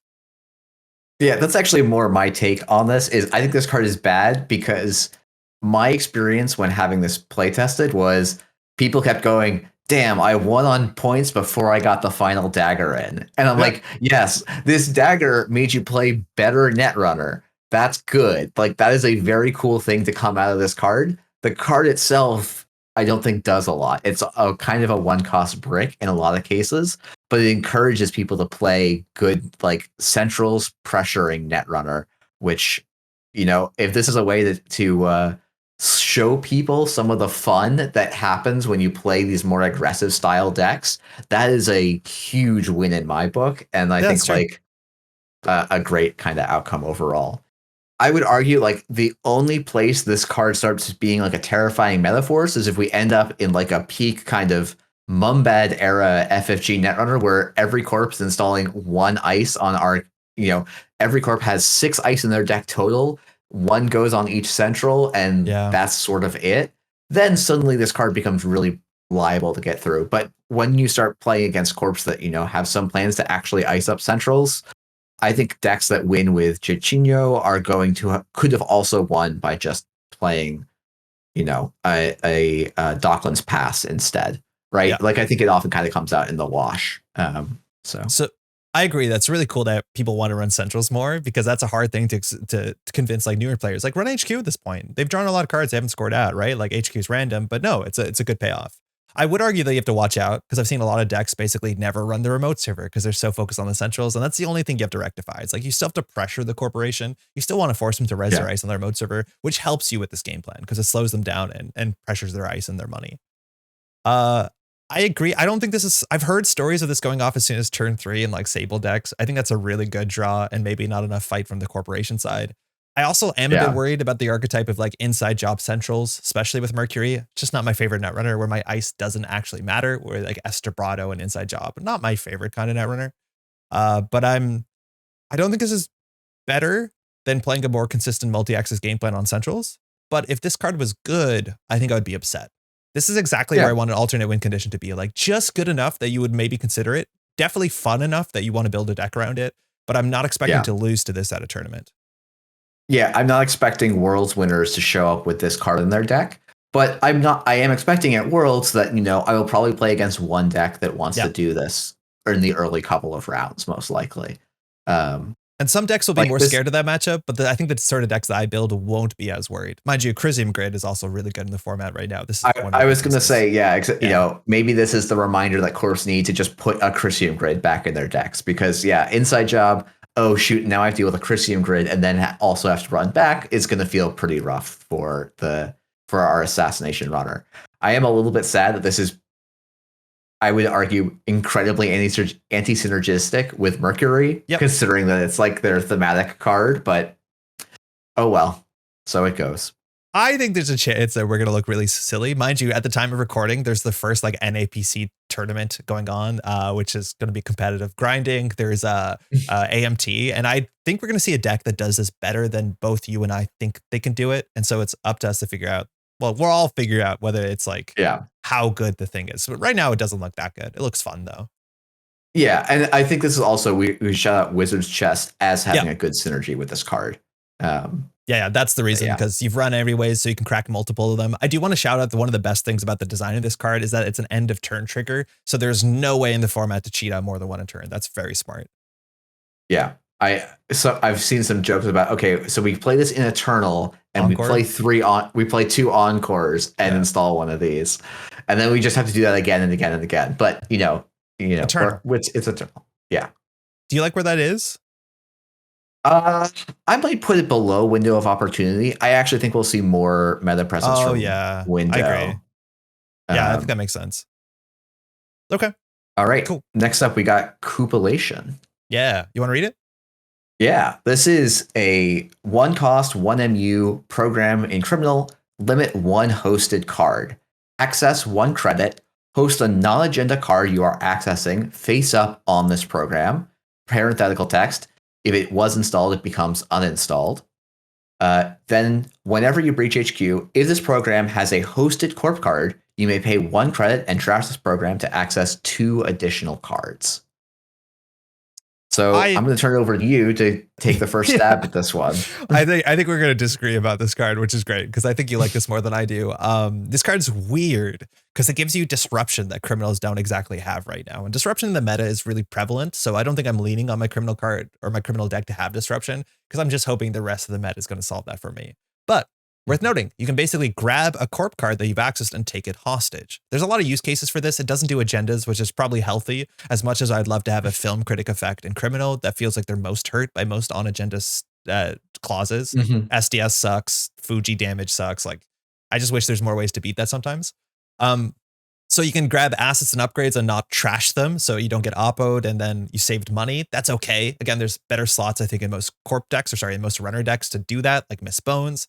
You can steal ice. That's notable. If you're trying to like hammer centrals, you can grab their like expensive ice you hit from a central server and now it's yours. So they're not resing it. So you can continue to spam in. And then obviously the best case I think is operations. So grab their tag punishment. In fact, one of the strongest decks from last season at like Cascadia and at Worlds, we saw that sort of like one end of the line NBN combo deck. And I would argue that that deck without significant changes is dead in the water anyways, because of the amount of like Implu and like Burner now and other stuff. But like if you grab the one of end of the line against Thule or whatever else you're playing, you probably did win the game single-handedly with this card. Just don't do the bottom clause. Just keep it. It's yours forever. At the end of the game, you're allowed to put in your deck box and go home, which is like a really interesting thing that the rules are very clear about. So now, the upside is multi-access. There's a lot of good ways to get value multi-access from HQ. You have to trash the card itself, so you're letting go of your value, but it's multi-access that's attached to run events potentially, which like for Mercury, Inside Jobbing, or Estebrado, I think if you want to like be really flashy about it, that's a nice way to do things. To me, MU is really hard in Criminal, and like good stuff Criminal, their MU is often spent with things like Bankroll and Chesva, and it's hard to imagine that this card gives you more value in the generalist Criminal deck. So I think if you're going to play this, you're playing it in a weird deck, the sort of like near breakerless Criminal Centrals pressure deck, which I don't know how easy it is to build, or you're arguably playing this in Shaper and then recurring it. And if that's the case, is it worth having one more influence for an imp? Maybe it's better to have an imp. So I'm going to talk about Criminal first. Yeah. I think the deck that the card that this actually is, I like don't quite agree with the the MU pressure in Crim. I think ultimately in like a final rig state, maybe Cupulation doesn't always like is kind of pinching you a little bit. Yeah. But I think there's a lot of Crim decks that can start leaning on Amakua again because this interacts really, really nicely with Amakua in a lot of ways because you can snipe their hard to get assets, take them off the board, and still get your charges going up on Amakua. And you know, if people are futzing around with their ice play patterns or like maybe moving towards lower res ice because they're like, oh, it's all going to get trashed anyways. Amakua kind of exploits that in a lot of ways, and so this card fits in pretty well. I also just feel like, hey, if you put a Oppo research on this, like you've just basically clicked for 2 clicks and 4 like you just gained a ton of value off of this one cost program that you paid an additional one for. The legwork is probably a little bit less valuable in Crim than it is going to be out of faction for sure. Yeah. But I think fundamentally, I always look at cards that do things that nothing else in the card pool can do as like as an interesting potential thing for the faction. And like this can also just read, hey, save 4 credits on trashing a wage workers. It's not the worst, right? That's like a decent outcome for me too. I agree it's not the worst, but to me it's not a slot, right? Like Miss Bones, Docklands Pass, those are cards I think are more consistent on more board states that this is to me directly competing with. I agree, right? Like Embezzle is not consistent. Stealing an Oppo and keeping it is like obviously such a huge upside, let alone dodging Oppo. But having this to be a one-time use, like there's no way to get the card off of this without trashing it. If you could constantly cycle cards on this thing, and mind you, Helium 4 does let you snarfle multiple cards, this doesn't.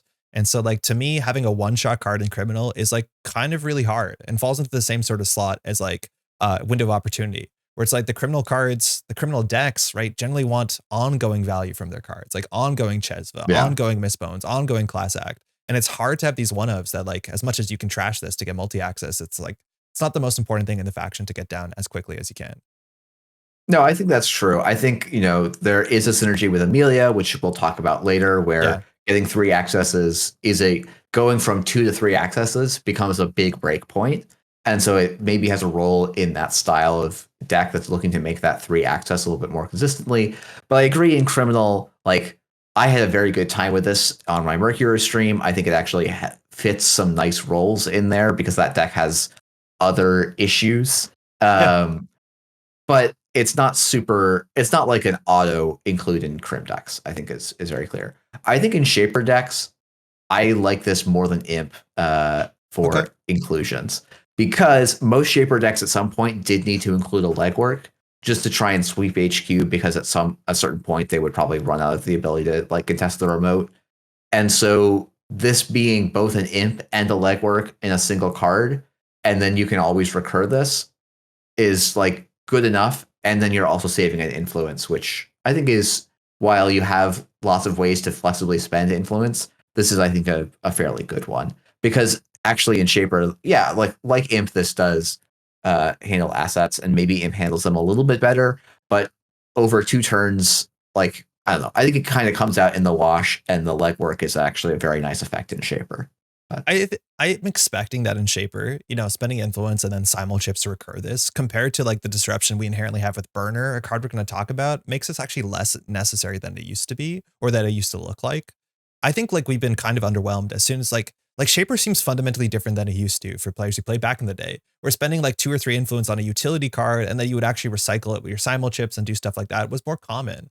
But like, admittedly, the payoff on those cards weren't good. But we saw like Revolver, we saw Laser Pointer, these sort of cards that like, you know, old heads would be like, oh, I could play this in Shaper because I could recur it. And it seems kind of nice to have a toolbox. But Shaper to me still does not play like a toolbox. Arguably, maybe Muse helps, but I still think just playing legwork and not having to set it up, steal a card, then send it HQ as user MU is probably still better in a lot of board states. Even like Docklands Pass, I think, is the same influence. So I don't know. I'm still not sold. Yeah, I agree. This card, I think, plays a little bit slower than its initial read. Which has definitely surprised me a little bit. Like the I have to make a run to host a card first is a real struggle. It hurts, and then you have to pay more money. Like, are you gonna SMC for Parisha into assets, or are you gonna SMC for Cupulation? The answer is always Parisha if you're against an asset matchup. So I don't know in which matchup this is coming out specifically, unless you naturally draw it. Because I don't think you can spend 3 credits to bring this out to trash 1 asset. Like, it doesn't make any sense to me. Mm-hmm. Yeah, so that's fair. It's hard. It's really hard. Where do you want to put it? Yeah, it is. I don't know. I think just to give one final thought, Yeah. being a program that you install in Shaper has actually some real payoffs that isn't true of something like Burner. And like That's true. Not that these are the same card, but yeah, I think it's just an extra little thought on that. Yeah, very notably too, the hosted card is not installed, so you can't pawn shop the hosted card. You can't but yeah, it's cool. You could actually host a card and then sell it to pawn shop the thing itself, not or the World Tree, or yeah. Which is like, I don't think you spend 2 influence like that in that deck. Yeah. Is this a slots are hard, or is this an archetype role player? I feel like is where I'm between. But I think it's slots, and I think it's less playable to window. But I think I'm lower in this card than most people are. I think you can put it behind window. I think that's okay. I'll probably play it a bit, and maybe when we do our revision, we'll discuss where this actually ended up. But it's a very difficult one to evaluate, and I think your hunch is actually probably a good one. I'm actually like really stoked to be wrong about this, because like straight up, it is one of the coolest designs in the whole damn set. Like it's a sick card. Yeah. What it does is really, really cool, and I want to steal more cards as a criminal. That's for sure.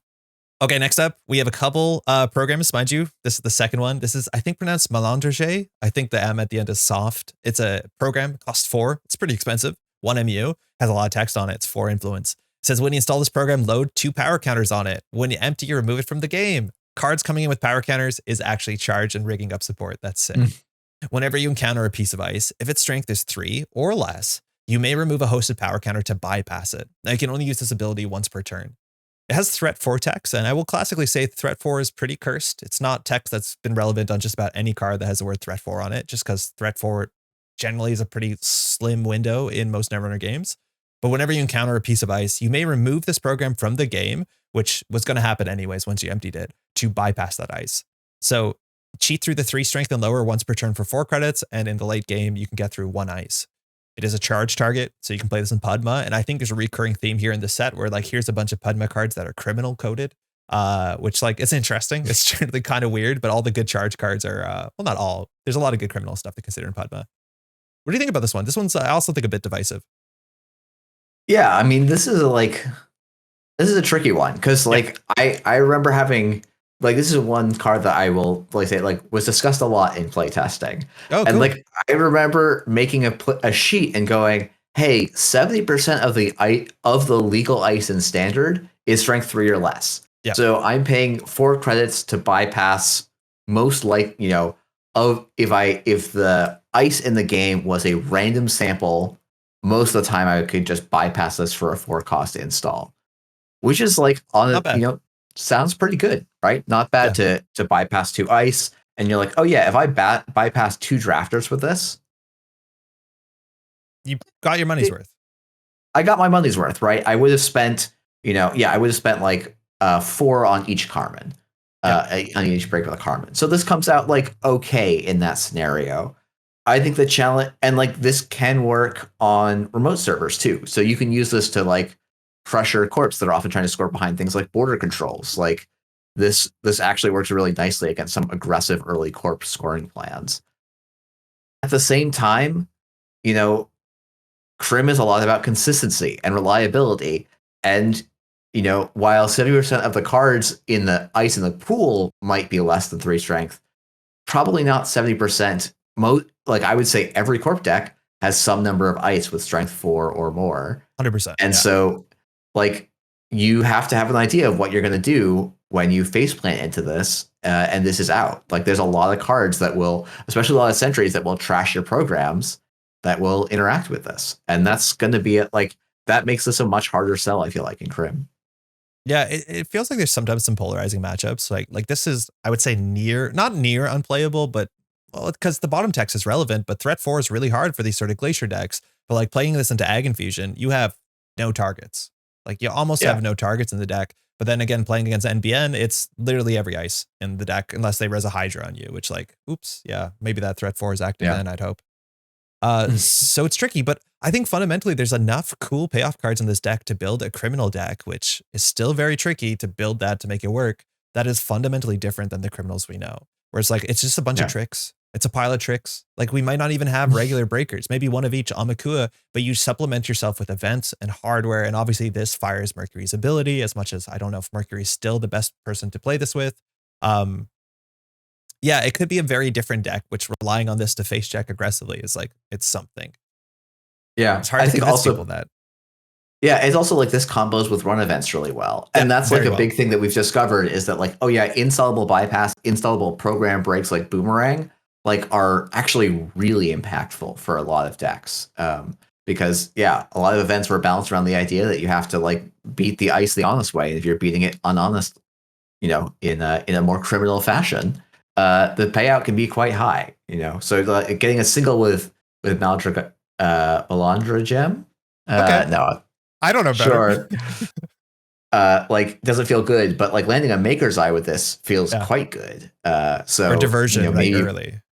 Oh, good. Yeah, diversioning with this is going to be a real pain for a lot of corps to figure out because often the first ice you do want to put on HQ isn't your 5 strength chonker. It's just the like simple end the run just to make them go and get a breaker, and this lets them forestall that. So that's a big deal.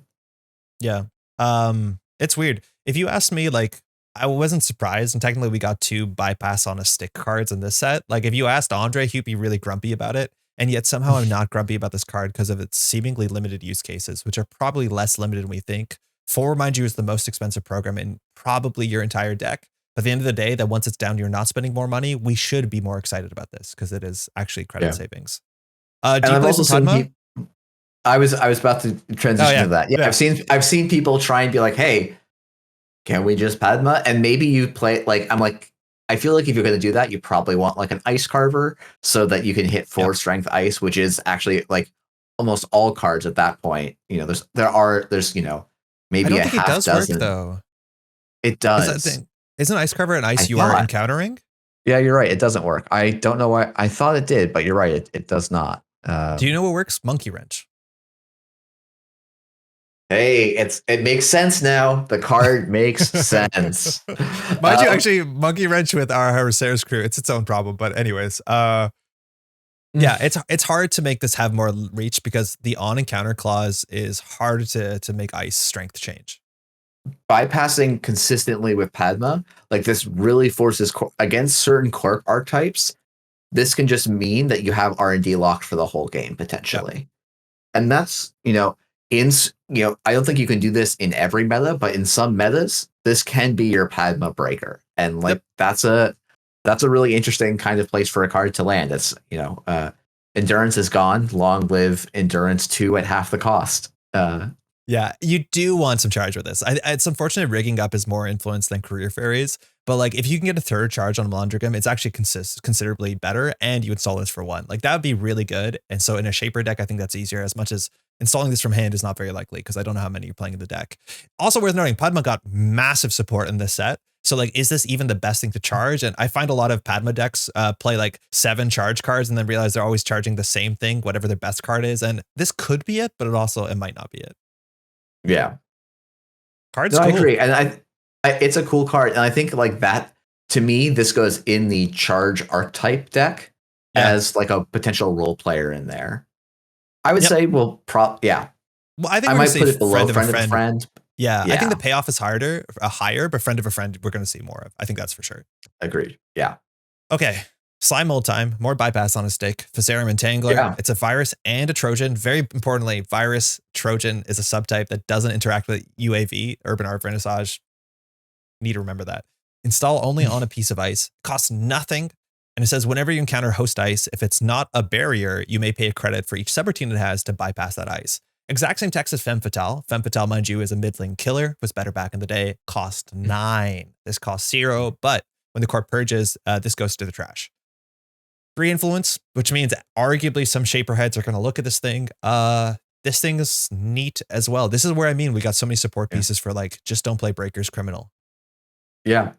Yeah, and I think it's, there's other weird pressures in the meta that we'll talk about that are making the like first week of release to be very barrier heavy. Yeah. Which I think make this card look quite unplayable when like half or more of the ice in the deck is a barrier and you're installing this blind.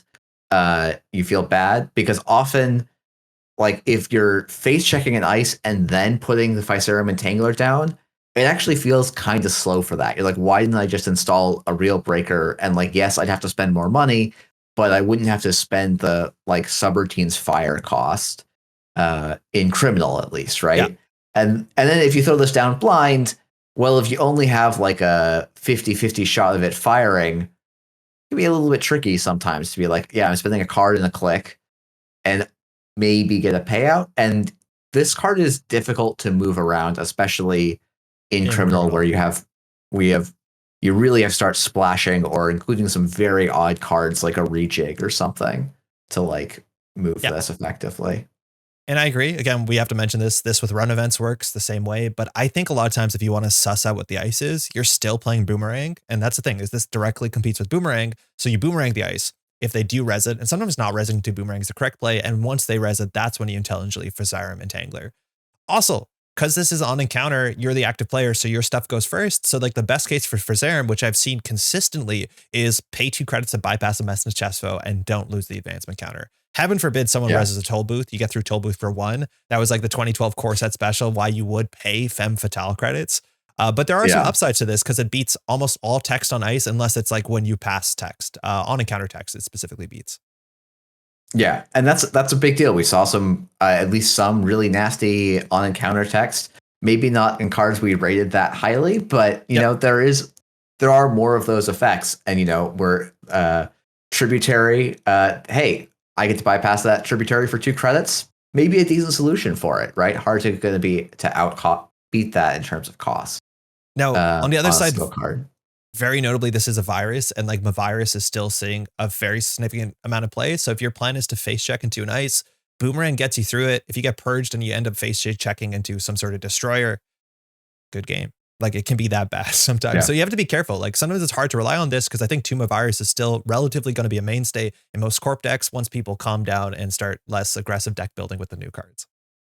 Yeah, and I think that's going to be like, this is kind of why I'm not even that high on this in like our Asana, which like solves all of the problems we've been discussing of like, okay, I don't need to know if the ice is correct or not. Like I just get to see the ice and then decide to put the Viscerum Entangler down. But I'm like, but then I'm just waiting for the corp to have him a virus on the table and suddenly I get blown out.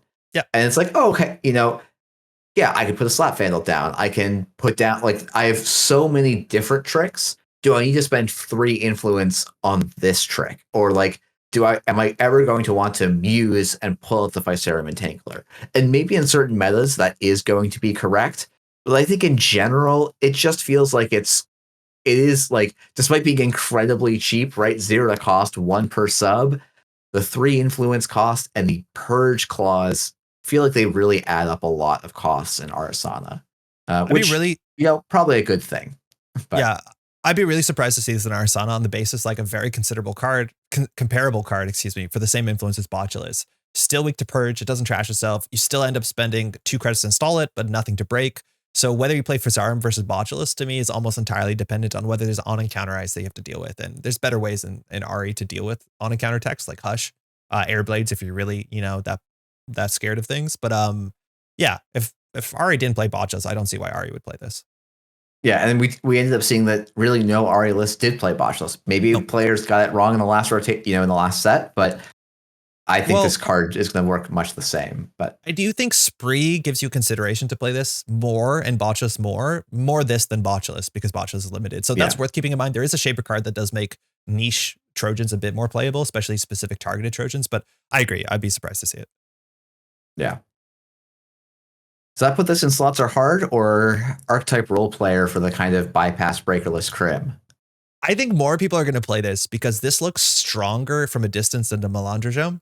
But I do think Melandrogem is a more consistent card on more board states. Yeah.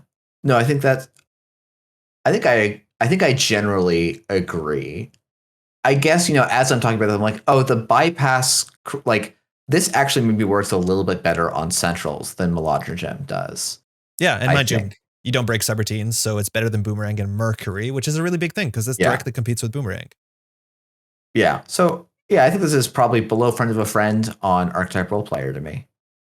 Man, I kind of want to do this because that's a cooler card, but I hear you. It's probably you're going to see way more of that than Melandrogem, unless like Padma gets absurd. Yeah. Okay, you want to play some Wingspan? Yeah. It's Amelia Earhart. Oh man, this art's sick. Virtual Companion. We have a couple of those. Dag now has Friend. Whenever a run on HQ or R&D ends, if you access 3 or more cards during that run, charge this thing. Place a power counter on it. Mind you, charge needs to have a power counter, so we'll get to that. When your turn begins, I didn't realize that was the timing on this thing. You may remove 3 hosted power counters and trash this. If you do, the corp loses 10 credits. 3 influence. That is 10 credits is an absurd amount of money. This is the sort of card where I don't want to do it to my opponent because I will feel bad about it. There's a lot of hoops to jump through. Honestly, the turn begins clause on this, I thought it was like instant whenever you wanted when it hit 3, which would make this thing absurd. Yeah. But turn begins, at least the corp can hopefully do something about it, as much as it's hard to offload 10 credits in an intelligent way. Yeah, I mean, I think the biggest thing for corps is like, oh, it's on 2. Maybe I shouldn't try and push my agenda through this upcoming turn. I should, try and shore up so that I'm ready to recover after losing 10 credits. Yeah. But, we have to shout out, by the way, this is a champ card from Jonas Wilson, who had an absolute killer year that year. Did a lot of really good in 2021. Still a very strong player. Yeah. Yeah. And this is, I believe, a tribute to one of the birds he had for a while. I didn't know that. Oh, that's really cute. Yeah. Yeah. This is like, this is a weird companion space for sure. It's, very different from the Anarch companions, very different from Dag. The deny 10 credits is like a really big carrot for criminals, right? Like this is the thing you want to make happen. It's just, the question is going to be, can you make this happen before you just actually win the game by accident? Yeah. There's that like Simpsons meme of, like stop, please stop. He's already dead or whatever the actual line is. Like to me, what you've already seen 9 cards. Do you really need to do this to the corporation? Like it feels like you are being rude. Yeah, maybe against the like 6 Asmari decks, right? Where you can actually see 18 cards and still have less than a 50% chance to win. Yeah. Taking 10 credits away from them and then, running their remote. That's a real thing you can think about doing. So like, maybe this also brings back the CTZ Worm style 419 that just plays legworks and Maker's Eyes on tempo. Yep. And this just is a payoff for that. And that'd be, honestly, I think if that was the outcome of this card, that'd be pretty sick. Control Hermes archetype. Yeah. But this is a tricky one. How worried are you about this in Padma? Because obviously with cards like Stone Chip, cards with Dag, which is other virtual companion stuff, like I think as long as you run, that's the big thing, right? As long as you get 1 charge on this, Padma can fire this in 2 turns. That's it. Fires in 2 turns. Nothing you can do about it. You just need 1 good run. I think it's a real concern. I think it's like, okay, Padma now has to be playing Maker's Eye probably to get this to get the first charge, right? Which is hard because they ice RD. Yeah. So it's like, okay, it like I think undeniably this card has a very high payout and it maybe has a better home in Shaper than it does in Crim because Shaper has so much excess charge. Though I also think playing some Stone Ship chart rooms in Criminal is maybe a really good way to leverage this, and it's going to be something that you need to play around as the corp. Part of me says, well, diversion of funds has already been in the card pool. Like, yes, you stack on more of those effects, but this doesn't actually work. Like the deck that wants diversion of funds and the deck that also wants to be playing like 3D multi-access, like that starts being a lot of slots that you're putting into. So I don't know that I'm super concerned about this in Shaper. I don't know that I'm super concerned about this in Crim, but it's also a card I think I'm going to try and get to fire quite a bit. Like this is just going to be one of those fun cards to chase for me. I am genuinely a bit more concerned in Shaper because I think this slots into like Control Shaper, which is the sort of Shaper, if it's good, the game isn't fun. And so the idea that Shaper can set up their big rig, they can slam multi-axes and then just sit on this, because this is not a have to ability. This is a may ability. So basically you wait until they have 10 credits, 11 credits, and then you just take it away from them. And they have to play in fear turn after turn after turn, pre-resing assets or whatever the heck nonsense they have to do to feel good about this. And that's an issue. Obviously it works better in the criminal card pool where like forged activation orders. I don't know if you're playing en passant, but like you can really mess people up if they can't res their stuff with en passant. But what about if they can't res their stuff and then you're playing Cuban and Peach of Show? Like, that's probably a bridge too far, I'll be honest, but I am worried. And mind you, one of the best cards for this is Flux. Like even in Ari, you fire this once, you get 1 good Maker's Eye or whatever you're doing, and then you just flux. Like on a single turn spree, you can fire this.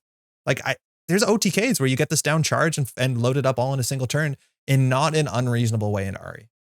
I think, yes, there's ways you get that down off in 1 turn. I guess my point would, I think my thing is, often those are 3-4 card combos that require a little bit of cooperation from the corp, right? You need to have multiple ice you're running through with Spree.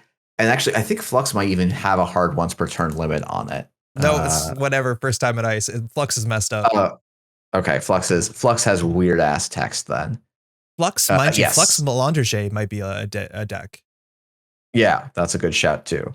Yeah, like at the same time, I'm like, okay, that's in the Shaper card pool, so credit denial is not usually like, while it's part of every runner's game plan, it hasn't been a central part of Shapers in any reasonable capacity. So I don't know. And it's like, okay, you're gonna have those. This is gonna have the like very high. There's the games where you're gonna get this off and it's gonna hit really hard, and then the games where you don't find it in time. Like there's gonna be a lot of these situations where it's just not. It doesn't actually do anything for you. And I think like I was playing Mercury last night and I had 2 of these in the deck, and I one game got to 2, and then the corp went through a lot of effort to go and trash it. I think one got a Madi Sinai when it was fully loaded or something, which like that's painful. Oh, actually, no, it was. Oh shoot, was it like Neurostasis or something? No, it's the Jinteki one. I think it's like, Neurostasis. Yeah. Someone neurostasis this back into my deck, which like, hey, I had a lot of other impactful cards down, so like that's a great return for me on the 0 cost resource. But I think there's just a lot of little disruption that make this card a little bit clunkier, but payoff obviously, as I've said now like a dozen times, through the roof. I'm frightened about this one. I think if this is good, it's going to be a problem. Yeah, I think if this is good, SBT will have 0 patience for it and just ban it. But what do you think that is? Like, I think it builds its own archetype, arguably. Like, I think there's going to be decks that this is their archetype. Yeah, I think you could put this in archetype enabler. Because this is the payoff for those multi-access heavy Hermes control decks. Yeah. Cool. Scary card. Last card here we have is a connection. It's Julie Moreira Lee. I think we've seen another Barrera, mind you, Debbie Downtown. I believe they are sisters or at least family. Connection resource unique, cost 2. When you install this resource, you put 4 power counters on it. When it's empty, trash it. Just like Criminal's getting all the charge support, as much as this might not be the best charge target. The first time each turn, you take an action on an installed resource, remove a hosted power counter and gain a click. 1 influence is very splashable. So noteworthy. This is not optional. You're going to have to get the click. I'm sorry. It's only the first time, and the first time is the whole turn. So if you install Julie and then take an action, if you already take an action, it doesn't work. And thirdly, very importantly, what is an action? Which I think there's a couple cards in this set that say that, and it's not something that shows up in a lot of other card text. An action in Netrunner is defined by something that has a click cost followed by a colon. So for instance, Liberated Accounts, Dr. Nuka. In this set, we saw Friend of a Friend. Those are all actions. But if it's just a paid ability like Trash or take a tag with like the Hoseris crew, that's not an action because it has to have specifically a click.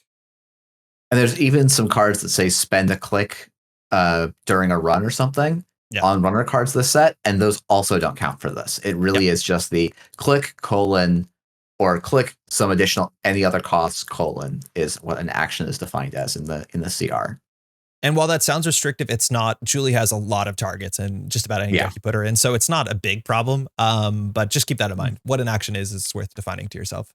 What do you think of Julie? I don't rate her very highly, but I know a lot of people do. So it's just like she's just kind of a pure value grease tool, right? In a lot of cases where, you spend clicks and then you gain clicks. So you can, use Julie and Wheels together to make a truly click gaining run on a remote server. Which is, really impactful. And just, I've seen a lot of people play this in like kind of Aesop's Shaperless and use this to make their teleworks more efficient, kind of turning them into super daily casts. Like this card can do a lot of good things.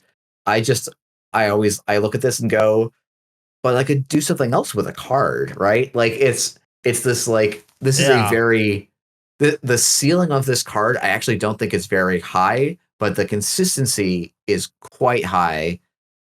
And I don't know, it's a little, to me, I don't rate it very highly because there's not many cases where I'm like, oh, I felt very click tax when I clicked my liberated accounts, right? Like that's not something I've felt too often, but if I saw this at a distance, and mind you, installing this for 0 with Seb, like I think for one influence and Seb, there's a lot of payoffs for this card. You know, friend of a friend, gain a click is good, and Seb is inherently a bit slow to set up. And is it slow to install a card that's slow to set your up?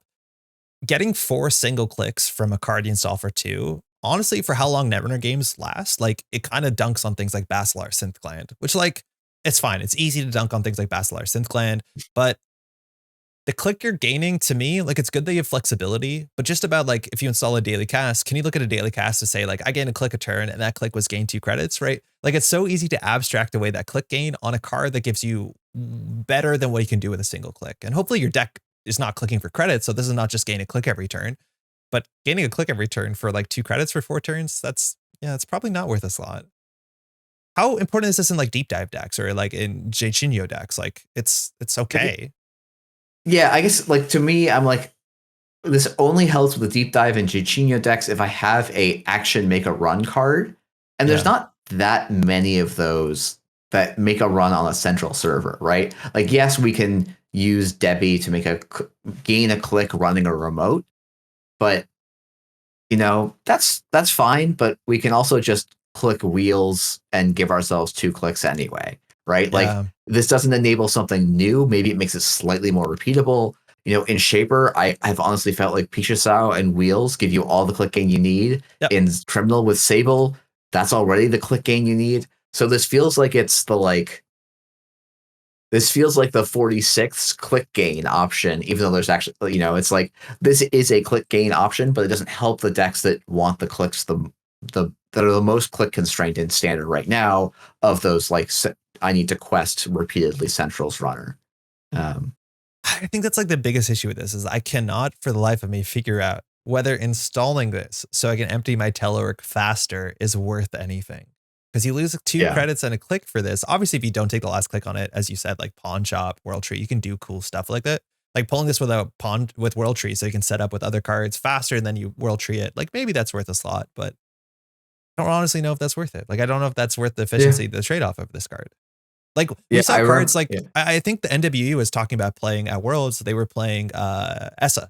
And some of the ESSA decks were playing Running Hot just to get extra turns so they could on-tempo empty a liberated accounts. But I think Running Hot is much better on tempo and is attached to Disruption, where like getting that sort of click compression to set up is definitely worth something. I just don't know if it's on this card.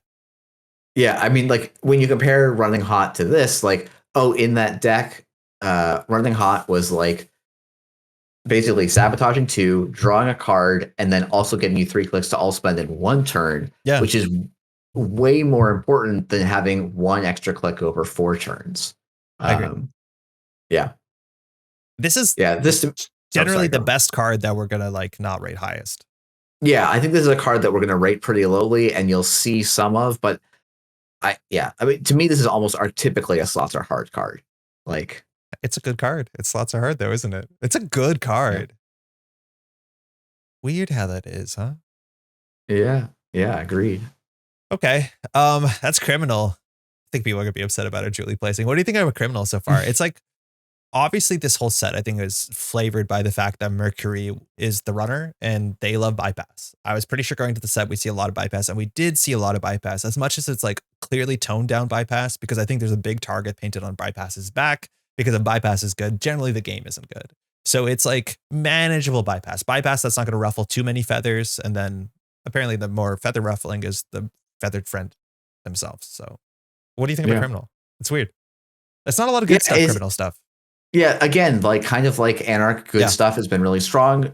Criminal good stuff has been consistent performer for quite a while. And so it does seem like NSG is trying to say, yeah, we're going to try and give other playstyles of Criminal some legs. I don't think this set looks like it was terribly successful in enabling that, but I think I appreciate the attempt, even if the payoff maybe didn't quite land. I think there's a chance that like, while this is a hard thing to do, so it'll take time, that we might see Criminal decks that look nothing like other Criminal decks we've seen before on the back of like the pressure cards we got, and not just playing like reg breakers, and you probably still play twinning, let's be honest. Yeah. Okay. Are you ready for the best faction from the entire set? By a miles? Yeah, no, Shaper got Just did this everything they rebellion wanted. with every this is the self-indulgent shaper list set that I think people have been begging for a long time.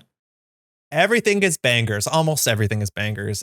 This is Burner, the first card we saw spoiled from the set. It's a run event. It costs 1. It's the second card, I think, that runs HQ ever in the Shaper history of the game. I think that's correct. If successful, run Yeah. HQ. If successful, instead of breaching HQ, reveal 3 cards in HQ at random. Add 2 of the revealed cards to the top and or bottom of R&D. Split that how you want, in the order you want. It costs 3 influence. I don't think you'll see this out of faction. This is one of the strongest Shaper cards we've ever seen. Yeah, it is a higher very on this. strong shaper card. Yeah, I'm much higher on this than most people, from what I've noticed. This is undeniable. This is a very, very strong card, and I think it has a lot of flexibility in how you use it, and will be very kind of skill expressive in when you fire it and what you do with your fires when you do land it. And I think the other thing this does is if every shaper deck starts running this, the way corporations play around shaper has to change dramatically, which is almost more important than the text on this card. This is the sort of card at some point, if you don't have to play it, you're already winning, right? Because if they're putting 2 ice on HQ because you're playing shaper, like, sick, like, I'm in.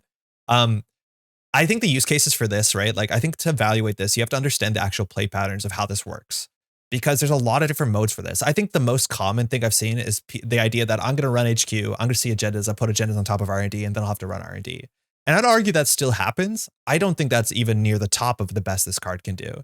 So just to put it in practical, terms, if I run HQ and then I see combo cards like Oppo Research, Tag Punishment, you put them on the bottom of the deck. You've literally trashed them. They're fundamentally going to be out of the game for a really long time until there's a shuffle effect, and you can feel safely knowing that those cards are not going to be drawn because you know where they are until there's a shuffle effect.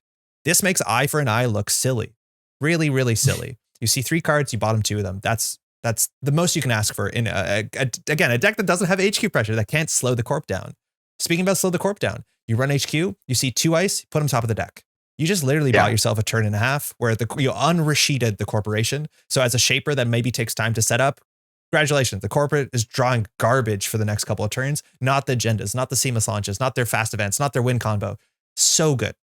Then again, if you have some amount of HQ support, some sort of pressure, I think this works really well with legwork. We've seen this, a very similar card. One of my favorite cards of all time, but it's very high in influence, very hard to play, is White Hat, where you run HQ and then you see an agenda and 2 other cards, put the 2 other cards, who cares where, and then you can just legwork and you know there's going to see every single card in HQ. So even if the burner did not reveal an agenda, if there's agendas in there, they're yours. And if you saw an agenda, it's also yours. Again, they don't ice up HQ against Shaper very well. This thing just hits on every single angle. You can put agendas on top of R&D. You can steal them by running with catalog, or if you've already run, like, you can do nonsense with this. It's just incredibly flexible, slowing the corp down, disrupting combo pieces, and then just being genuine multi-axis. Yeah, no, I mean, this card slaps, as the kids say. But yeah, I don't actually have that much more to add. I think you covered it fantastically. And I do think those other modes of, bottoming combo pieces and bricking the corpse next to draws are like the most powerful modes that you're going to be trying to achieve as often as you can. Putting an agenda back on top, I would argue you should probably put the other cards back on top and just try and run an HQ again in a lot of cases. Which would be cheaper. Because that's usually should be cheaper for you as the shaper player. I've lost games because I got burnered, and mind you, I do think it's going to take a bit for corporations to understand they have to ice HQ, but even like, you're happy on not icing HQ on turn 2. I had a seamless launch in my hand, I'm a virus, something important. I'm going to score out the off-world and remote server. No, sorry, you just lost 3 turns functionally, right? Like, it's bad. Yeah. It's really, really bad if this hits. You can't let this hit you that consistently. Yeah. I don't think it's banning me, please, because it seems like it's wild that's in Shaper. Like, that's the faction that makes this the most powerful. If this was a criminal card, it'd still be good, but it wouldn't be absurd. But in Shaper, this is it's funny. It's like in criminal, this is maybe slots are hard, but in Shaper, this is very clearly a faction staple. Yeah, I think fundamentally, if this card sees 2 of play in every Shaper deck, which is what it looks like it is right now, certain archetypes are just unplayable. Like, I do not think you can play Oppo that easy. I don't think you can play Punitive, which has its own problems. There's just a lot of decks like the See How They Run end of the line deck. Like, that's just fundamentally difficult to play if there's enough Shaper representation in the format. Yeah. Okay. Well, after that high, we're on to Spree. Hey, Spree's cool. And Spree is an incredibly cool card. It is a 0-cost run event in Shaper. It says place 3 power counters on this event, then run any server. Hosted power counter as a cost. Host 1 installed Trojan program on a piece of ice protecting the attacked server. And this has a wonderful frog tank. Yes, 2 influence out of Shaper. Yeah, frog tank is sick, that's for sure. This card's neat. It's actually really surprising. So we saw Arsana basically get an entirety worth of support, including FFG older stuff. Arsana was very, very playable, very fun, very interesting. I know going into the set, I'd be like, if Arsana gets no Trojans, I wouldn't be that upset, because I think Arsana is complete enough, as much as rotation will challenge that. And surprisingly enough, we got no Trojans, right? Like, that's weird. Yeah. As much as like you didn't need it, as opposed to like Mercury, that Mercury needed a bit more support, I'd argue. This is the sort of support we get, which is like weird Arsana, not straightforward Arsana. And I'm kind of in on that, but this card has weird payoffs that's going to take a while for people to like understand what they're capable of doing with this. Because this thing, I think also notably what this doesn't allow you to install cards from hand. You could read it that allows you to install cards from hand. It just allows you to move your things on the table around. It doesn't get anything out of your hand besides Arsana, who she can install and then move that same card 3 times. Yeah. And, it's interesting because it's like, this is a card where, like, if it had a return this to your hand clause at the end of the run or something, I think it would be absolutely broken because you could build your whole game plan around moving your Trojans around. But when I'm like, I probably only get to play 3 of these a game, so I can't have a game plan that involves moving my Trojans around the board state. And so then you start going, well, then how many board states do I have Trojans in one configuration? I need them in a different configuration all in one go. Yes, I agree. And that's, it's not the card you want in your opening hand. So even playing 3 of them is like a real cost. So you're generally playing 2 of them, and then like you need a utility board state, which is why I think this will show up in gross combo more than it will show up in Reg Ari. Yeah, I think this probably shows up in combo. I've heard people talking about like, oh, maybe you can do like Egret, Cubon, Umbrella, Spree nonsense where you break all the ice for free and draw cards as you go through it. Yeah. And that kind of powers you up. And then maybe you could think about maybe this is finally the labor rights for 3 sprees. And then you actually do get to that board state of, okay, I actually just break everything for free and Umbrella becomes quite good. I think like that's the home for this card is you have to find something that this does that is extremely unfair, because using this as a like fair on rate target, I think it just doesn't compare to something like UAV, which actually does a lot of the job. I think UAV does what you need Spree to do more like in a more consistent fashion and one that supports the other parts of the Shaper game plan. So like, yeah, I think this doesn't fit well in Reg, but maybe it will find a home in some kind of more tangential parts of the card pool. I think out of faction also kind of interesting. Like one Physarum Entangler now breaks 3 ice. If you're going for like Jaichinos or deep dives, like maybe it's only 2 influence. Maybe I think that's a hard sell as well. Getting all the like, oops, everything's saucy. Like there's fun stuff you can do with it during a run. You can move the same, Cubon onto every ice. Like it could be a 6-credit econ card. Arguably it is a 6-credit econ card if you're breaking 3 ice with Cubon. Like it's also very much noteworthy that this is the attacked server. So it's not like you can move your Trojan after the last ice onto another server to set something else. So there is some ugliness where it's only one server all the time, which like, I feel like doesn't help. Yeah. Without that restriction, I think this card actually gets significantly more playable because it's like how often, like you don't usually see 3 deep servers until the very end of the game. And if I'm, sometimes with a 2 deep server, you're like, oh, I need to get 2 Trojans to come together on this one ice to break it efficiently. Like that doesn't happen a non-zero amount of the time. Yeah. But it's not like a super common occurrence. Maybe this enables this was the card. It's like, okay, maybe we can finally make a Slap Vandal, Flux Capacitor, Poison Vial Arasana deck and just like use a single Slap Vandal to run through an entire server. And that's sort of the thing I think Spree is going to enable more rather than the like, oh yeah, I'm playing good stuff Shaper with some Trojans and Spree gets a slot in that list. If this was a hardware, how absurd would it be? It would still be kind of reasonable, but be very good. It would be very good as on a hardware, I think. Yeah. Yeah. Even if it had like click, make a run to like enable the spending of the power counters, I think that would be much stronger. But I think the being on an event is like one of the best one of the things that brings the power level of this card down quite a bit. Yeah. Again, is it 6 cards with coupon? Maybe. Is it 2 free cooks with Peach Champ? Maybe. But it's hard to set that up. Maybe this is a support to use Living Mural in startup. Probably is. I think there's a chance we're going to see a deck that we're going to be scared of, but does not work in regular Ari, so future will tell if it's a problem or not. I think to me this is an archetype role player, probably. I think slots are hard. I don't know what the archetype is. I honestly don't know what the archetype is. That's fair. Yeah. That's pretty fair. Yeah, that's I think where I'd put it too. Okay.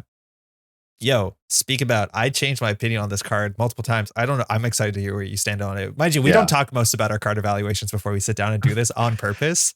It's Trick Shot. I think it's one of the cards that most people think is very, very, very powerful because the upsides of this card are ridiculous. Run event, place 4 credits on this event. You paid 1 for it, so you got +3 credits. Not as good as an overclock because you can spend these hosted credits during runs. So overclock minus.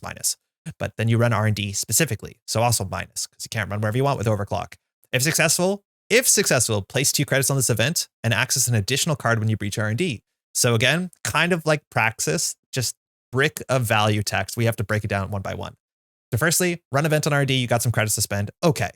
If successful, get 2 more credits on this and you can see another card on R&D. That's nice. That's some soft multi-access. It doesn't charge your bird, but that's okay. And in theory, you could use those 2 credits when you're accessing now to like trash cards or pay to steal agendas. That's some value. But most importantly now, when that run ends, you may run a remote server. So any money that's left on this card, you get for the remote server run. You've made 2 runs for 1 click, which is kind of cool. And that bottom text is not contingent on the run being successful. So while you'll get the extra 2 credits and the access, in theory, you can run R&D, bounce off and end the run, and then just run the remote server and have 4 credits and a run event, which like still not as good as overclock. I thought when I originally saw this, I play overclock consistently in my Shaper decks. And I play overclock because it's useful in so many board states, but more often than not, and maybe because I play World Tree, I will SMC overclock quickly to get the breaker eye down I need. You sometimes use overclock to trash assets as well, because it's reasonable for that. And then once you're set up, you use it to break stuff. Now, this is not as good as overclock. I also find myself in a lot of board states where, because Shaper is a bit clumsy to produce the right breakers, and we have some good flexible breakers where this is a better home, things like Kit, things like Lava Soma, we'll talk about that in a minute. I find a lot of board states where I can't afford to run R&D first, because if it's a drafter, if it is a heaven forbid a Stavka, if it's, there's some bad face checks where this limits you because it's strictly unplayable if you're worrying about face checks, which is not all the time, but good ice ends up in R&D against Shaper. So it's a card that's not as good as overclock, that is playable on less board states, so it's like less consistent. And to me, in my opening hand, if I have an SMC and I want to challenge a remote server, I'd rather have an overclock. And then I played this card. And I think the best case you're going to see this card is in like asset spam, where they don't ice up R&D, and this is multi-access space 6 to trash an asset or charge a remote server. It's messed up in that. And it's meant to be. It's meant to be a trick shot. It's meant to be like, you pulled it off. Congratulations. It was sick. Welcome to the replay for the week. But can't tell if I want this overclock or if I want like 2 or 2. Yeah, I mean, I'm going to be honest. That's exactly where I am too. I like looked at this card and I said, no, this is actually just worse than overclock. And then I played it a bit and I was like, oh, that extra access is nice. Cool. An asset matchup is nice. Yeah. And like those are both things that like sometimes Shapers will struggle with. And I think the fact that this actually plays well with the next card we're going to talk about also kind of brought it up in my evaluation, even though you don't get all of the benefits. Yeah. I think there's like, this card does a couple of things, but like it's tricky for me. My default right now is you're still playing this after you put overclocks in. Maybe you only put 2 overclocks in and then you put in some trick shot, 1 to 2 trick shots. But I don't think you're going, I'm putting in trick shots and then I'm backfilling with overclocks. Because I think the being a credit less and the lower flexibility just does bite the card a little bit too much. I think especially as the court meta crystallizes a bit and people figure out what the game plan is against Shaper, which is frankly one of the thing that outside of like 3 people last year, you did not need to worry about. So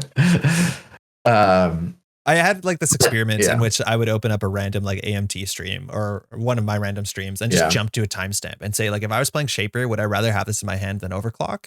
And it was like 50-50, arguably 40-60, depending on the matchup. But like, you're right. It's meta dependent. Against assets, when I'm playing, Epiphany and somebody does this to me on R&D, I want to throw up. Like, it is so much tempo for a single click. 6 credits, run the remote server, C2 on R&D. Like, that's absurd. But then there's some matchups where it's just strictly worse in opening hands than obviously overclock. So I think that's really Yeah. cool that we're going to figure out what the division is between 3 overclocks, or sometimes I'm in prepaid decks with 3 overclocks, 2 trick shots, and I feel that's great. Yeah, I do actually think there's a ton of support for prepaid Shaper, and Yeah. this card is a great prepaid Shaper card. Like, this is perfect for that deck. So, yeah, I don't know. Sick card. I honestly think it is a faction staple. Yeah, I think it is. Like, it's a weird faction staple. It's maybe more of an archetype card, but we're gonna see quite a bit of it, I think. Yeah, I think every Shaper can consider playing this. I don't think it's the most powerful card in the Shaper deck, but it's like sometimes faction staples are just that. It's like if you're playing the faction, why wouldn't you play Telework, right? And admittedly, Telework's not the strongest card, but it is a staple. You're going to see it more often than not. I think you should be concerned about this card. Yeah. All right. Speaking about you should be concerned about this card. It's a big old box. It's a cataloger. Yeah. Again, another fantastic hardware from Martin Diego Sadaba. For old heads, it's indexing, cost 2. It's not unique. That's very important. When you install this hardware, load 2 power counters on it. When it's empty, trash it. So same idea, charge synergy, but it will leave. Not that you can charge cards without counters on it. Whenever you make a successful run on R&D, instead of breaching, you may remove a hosted power counter to look at the top 4 cards of R&D and arrange them in any order. Then there's another action ability. They can spend a click and a hosted power counter. So you can technically 2-shot this in a single, 2 clicks to breach R&D. Use this ability only if you made a successful run R&D this turn. So you make 1 run, you set it up. You could spend a click to just cash out, or you could keep the cataloger around to get 2 little, shuffle searches. This is indexing. Indexing was a 3 influence card that we saw everywhere. You see it in Criminal. You saw Anarch decks, like Max decks in the day, spend 3 of them. And I didn't like it that much because you could just lose on turn 1. You could just lose on turn 1. If you didn't see the Anarch coming, you play 3-pointers, Mad Dash. I have lost games on turn 1 to a bad indexing. It happens. It's not consistent, but I don't like my pressure to be that cheap. I like that this card is slower. It's a bit of a scary thing once it's on the other side of the table because you can't stop it. And there's so much to be said about indexing. And this is genuinely a lot better than indexing in a lot of ways. It's worse in only a couple ways, but do you want to talk about this thing? I think this thing is I think this thing is incredible. Yeah, I think this card, indexing was the power Shaper card for years and years and years. And this coming back, it frankly, this blows Conduit out of the water. Just in terms of what it does. This was hard to play. For the last couple months, I did not like playing Conduit Shaper just because every deck is basically Tomb of Viruses. You get purged out once on a Conduit with 3, it lost you the game. Having better multi-actions that wasn't Deep Dive, that wasn't Hushik, was important for Shaper, and this is it times 10. Yeah. And this card enables so much this also, we're in a world where you can play Leela and a Shaper card. There's so many enablers for Cataloger right now.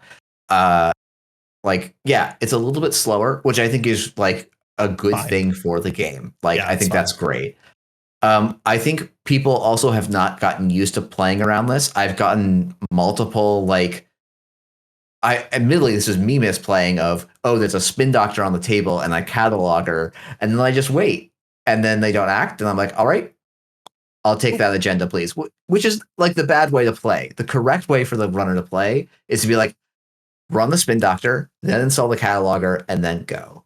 And I do think there's that's just going to be a thing that people are going to grow on both sides of the table on what the correct play patterns are and what the kind of counterplay is. But so we should talk about this because the play patterns for this card, for people who played indexing the same way, again, people who played against Leela / Hermes, it's a bit of a learning process for sure.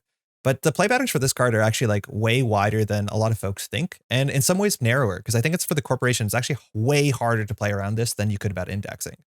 So firstly, just worth noting, when you look at the top 4, indexing looked at top 5, that 20% chance actually is pretty significant because most corp decks and agenda is 1 in 5 versus somewhere between 1 in 5 and 1 in 7. So seeing more cards, obviously that's good.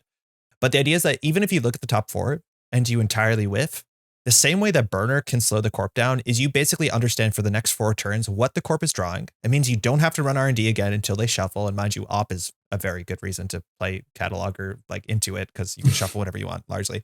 But you know what they're drawing. You brick their draw. That's very, very strong. So this is pressure, unlike, not dissimilar to Conduit, that you don't have to do every single turn. You see it, you wait. But the biggest thing about indexing was a run event. So while I had to run and spend 4 credits breaking R&D ice, I had to run back. And on the run back after I spent the next 4 credits, then before I access the corporation would res a spin doctor, shuffle with an Atlas counter. Like they would do stuff there. And we have a couple more cards in the set. Mind you, Basalt Spire deals with this as much as the runner can kind of joke around that because it trashes the top card of the deck. So you can put a 2 down and you can bluff. But the big thing here is you just catalog her and then you say action. And the corporation, if they have a spin doctor, they will shuffle. And you didn't have to do anything. You actually should say action after every cataloger, even if you didn't see an agenda, to see who will flinch first. And that was a cool thing about indexing, but with indexing it was more expensive. Sometimes you would pay 2 credits just to force the spin doctor spin because you want to get out of the way. There was also, at some peak time, there was ice that people played to beat this. Like Mirage, you saw an inconsistent play because indexing was so popular. And barring things like, obviously, border control, which is not a real cost because you don't use the charge until the run's successful, and Chrysium Grid, which is actively good against this, and other cards we said in the set, you can't beat it. You just have to sit there, say action, and then they'd be like, no, and you're like, steal a point, right? Like that's wild. It's slower because it's 2 credits and doesn't make a run, but you can also play this with run events, which is notable. You couldn't do that with indexing. You can also choose not to use this. And we talked about trick shot. Like you can trick shot and choose just to see 2 cards. Obviously you could order them and then do them in the other order if you want. And multiple catalogers work well because the cataloger doesn't have to see the fact you made a run. So you can make a run R&D, empty cataloger, take the top card, install your second cataloger, hit the click on the bottom. Like it's hard to play against this. When you're on game point and the runner installs this, like I don't know what to do because I think I just lose. Yeah, I think you have to have a shuffle effect on demand. Like this is the strongest Shaper card in the set of full of Shaper banger cards. It's good. You're going to see it everywhere. I think this is the strongest Shaper multi-access. I don't feel like I need to deep dive. I feel like Conduit to me is now just dead unless I'm playing a virus deck. This thing has so much control. I'm probably still playing a deep dive. I think there's sometimes you need to sprint through, and this is like, but I might be wrong. Maybe we'll end up with cataloger only control Shaper, which could be a very real outcome from this. And that is probably the risk with printing this card. Yeah. It's totally worth noting this also works with all the breach cards that work with that. Twinning works with this because it doesn't require a run. Some cards say when you make a run, or Waken Plan I don't think needs a run.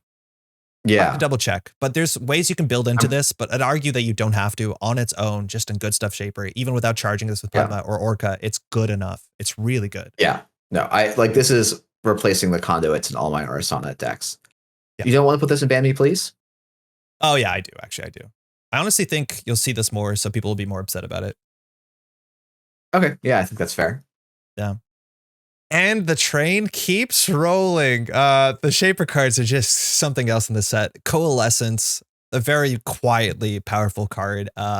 2 credits, 1 MU. It's a program, has no other subtypes. When you install this program, place 2 power counters on it. Spend a hosted power counter to gain 2 credits. So you install this, you gain 4 credits, you paid 2 for it, hopefully paid nothing. Use this ability only during your turn. That is basically a reprint of Cash, an old card that was criminal. So you spent influence in your Shaper deck. You generally didn't play in criminal. Sometimes you played in Anarch and Virus engines because it was a virus. This obviously isn't. This is a card I asked for the set. I was like, please Cash. And then there's Cash in it, which is always a nice treat. But Jeff, just tell us why this is good. Because a lot of new players will see this and say like, I don't get it. And yeah, you're right. You should get it because it doesn't honestly on its own make sense. It's only within an environment does it become a backbone of a deck. Yeah, and I think that's like the big thing is this card on its own. Yeah, why would I pay a click to gain 2 credits, right? I've spent a card, so I'm like, arguably, I'm like falling behind on tempo. Clicking for a credit should outperform this to some extent. Yeah. But in practice, there's just a lot of, like Shaper has a lot of different ways to extract a little bit of extra value out of a program install. Like the old school, the old heads are going to call this an Aesop's target. The newer players are probably going to call this a World Tree target. Both of those things say, hey, this is a program I get to install. I make a little bit of money off of it, and I get to turn it either into more money in the case of Aesop's or a powerful program in the case of World Tree. And that is honestly like a huge part of the payoff here. But Shaper had like the support goes even deeper. Like Shaper has a lot of cards like DZMZ that will say, yeah, install a program for 1 cheaper. Well, that increases your payout of Coalescence. And you had a lot of Shaper decks that will already want to be playing DZMZs. I've been playing this a lot in Arasana where, this lets you turn your UAV credits, which can only be used to install cards, into real credits. Like I now get to bounce a Trojan, install Coalescence, and go +4 for a click. So now I basically get to include Sure Gambles. I get to include more Sure Gambles in my deck, or Sure Gambles that are synergistic with my game plan. Yep. Yeah, like this. this card just ends up, while on its own is uninspiring, maybe, Yeah. it just has like lots of little touch points with the Shaper card pool. Simulchip being another one where, yeah, Yes. you can just especially against asset mashups where like, oh, I have all these programs in my deck. I have these Simulchips in my deck. So like I've dedicated so much of my deck to breaking ice, and now here's a corp with no ice. Well, now my Simulchips just become, sure gambles or easy marks, depending on how you want to do the math kind of thing, which Yeah. can be enough to really give Shaper a little boost. Like this supports a lot of different kind of fluid program. I don't know. Yes. And I honestly think that was like my favorite thing about seeing cash is like right now, okay, to me, and hopefully to a lot of people, maybe, Shaper is meant to be about fluidity. It's a bit about taking what you have in your hand and your deck and creating a board state that's constantly shifting. The card self-modifying code, to me, always had that idea of like things are going to change. We have creative solutions to bespoke problems. But if you ask me, right, like Shapers is kind of the opposite of it. A lot of Shaper decks to date are incredibly rigid. It's just like, what is your programs? I got some small tech cards, but it's mostly breakers and turbine. And so if I wanted to play a deck that like installed programs, trash them, install something else, trade it to something else, like I end up playing Virus Anarch, which is the closest to that dream. And so having a program that you want to install that is a backbone economy card, so that interacts with all the things that trash programs to push you forward, to push you sideways, like we have it back. And that's really important. I want to avoid getting a laundry list of like use cases for this thing, but like, yeah, during Garasana, you can install it with UAV mid-run to clicklessly gain 4 credits. That's incredible. Then you can sell it to the World Tree to get another program. It's a 7 credit install functionally. It works with environmental testing, so you gain +2 in a power counter. That can matter. Like with Muse, we'll talk about in a second, makes this a harbinger attached to cash. Like there's just so many weird things. And just Simulchip means clicklessly you can gain 4 credits, like while triggering your lily pad to draw a card. Rejig, spec work, like it doesn't end the amount of things you can do with this thing. It's a very important card that you can take anything that installs programs and make it financially make sense. Yeah, and I think you hit on like the key point to me, which is like the dominant Shaper archetype has largely been this like fixed breaker.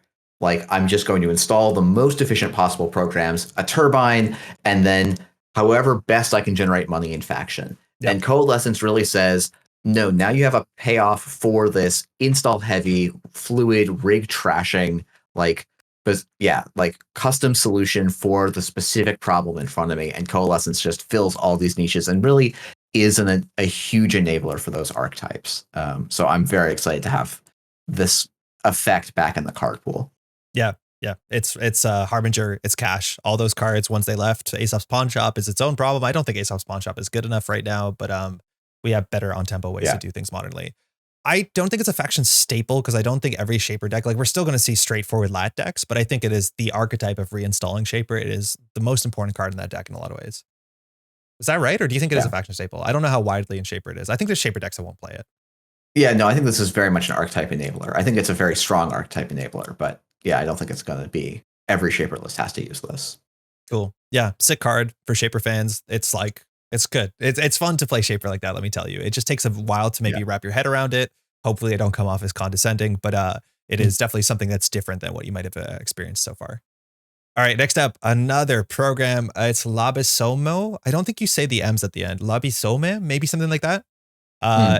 8 cost, 2 MU. It is a werewolf from Portuguese Brazilian culture. Icebreaker, it's a decoder and fractor. That seems wild. Not the first time that's shown up on a card before, so there's that. When you install this program and whenever it fully breaks the code gate, place 1 power counter on this program. The fact that it comes in with a power counter means rigging up works, so you can get in for 5 and 2 power counters. That's nice. Interface. You can spend a credit to break a code gate subroutine. Sick. And then it's 1 for +2 strength. Also very sick. Comes in at 2 strength, which is pretty notable because you pay to get to the 4 strength code gates, which are kind of popular right now. You pay 1 credit. But you can also interface to spend X credits, but only a single power counter, which tripped me up the first time I saw this, to break X barrier subroutines. So the same text technically on paperclip. Well, not exactly because that was strength as well, but you're basically paying 1 for 1, no matter what you're breaking, as long as 1 is gated by barrier subroutines or by power counters, and then 1 for 2 strength is good. That was not the best reading of this card. It's really good. It's kind of, honestly, to me, concerningly good. Yeah, this is a card that like I definitely was very dismissive of, and then I've seen people playing it, and like it is surprisingly consistent in landing the right way.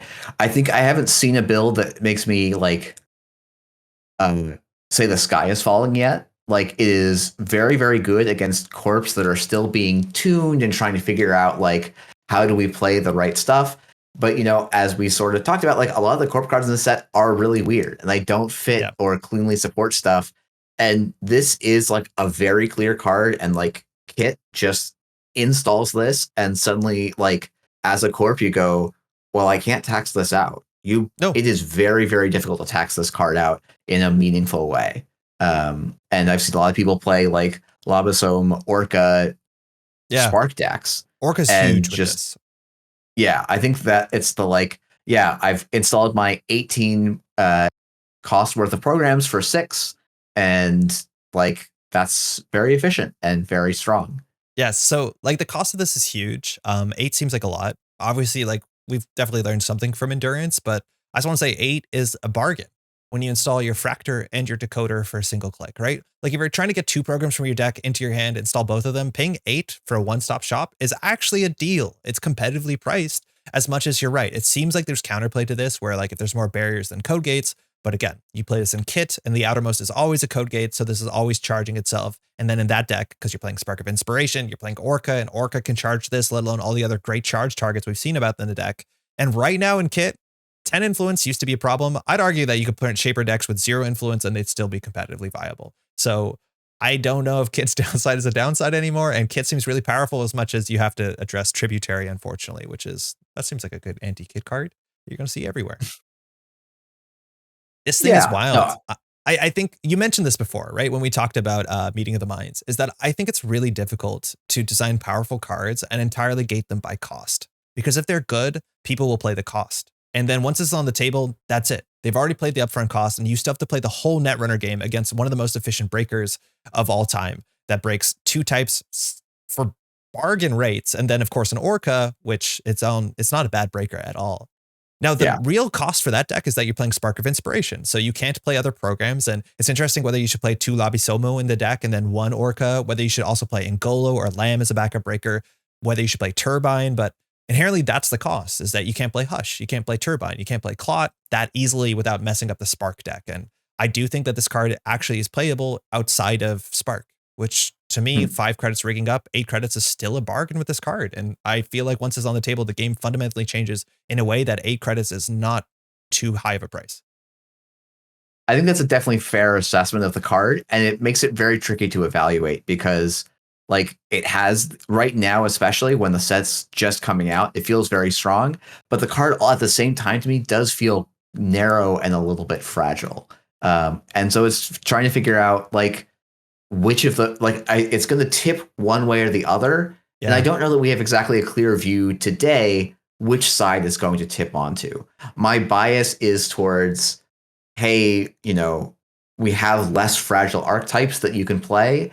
And so those will probably win out just out of a consistency kind of concern and that sort of stuff. But at the same time, I know some really good players are saying, yeah, I'm going to bring Kit to the first NANPC event because it's just clearly very strong. So yeah, I think they're going to have to rectify with how inconsistent Spark of Inspiration inherently is. But I do think this is a banker. Mind you, like the archetype that people are playing this in is like prepaid cape kind of decks. So prepaid voice pad, all the events. We're talking about Ashen Epilogue. You have catalogers, your multi-axis. Like it is very strong once it sets up. The question is how quickly it sets up.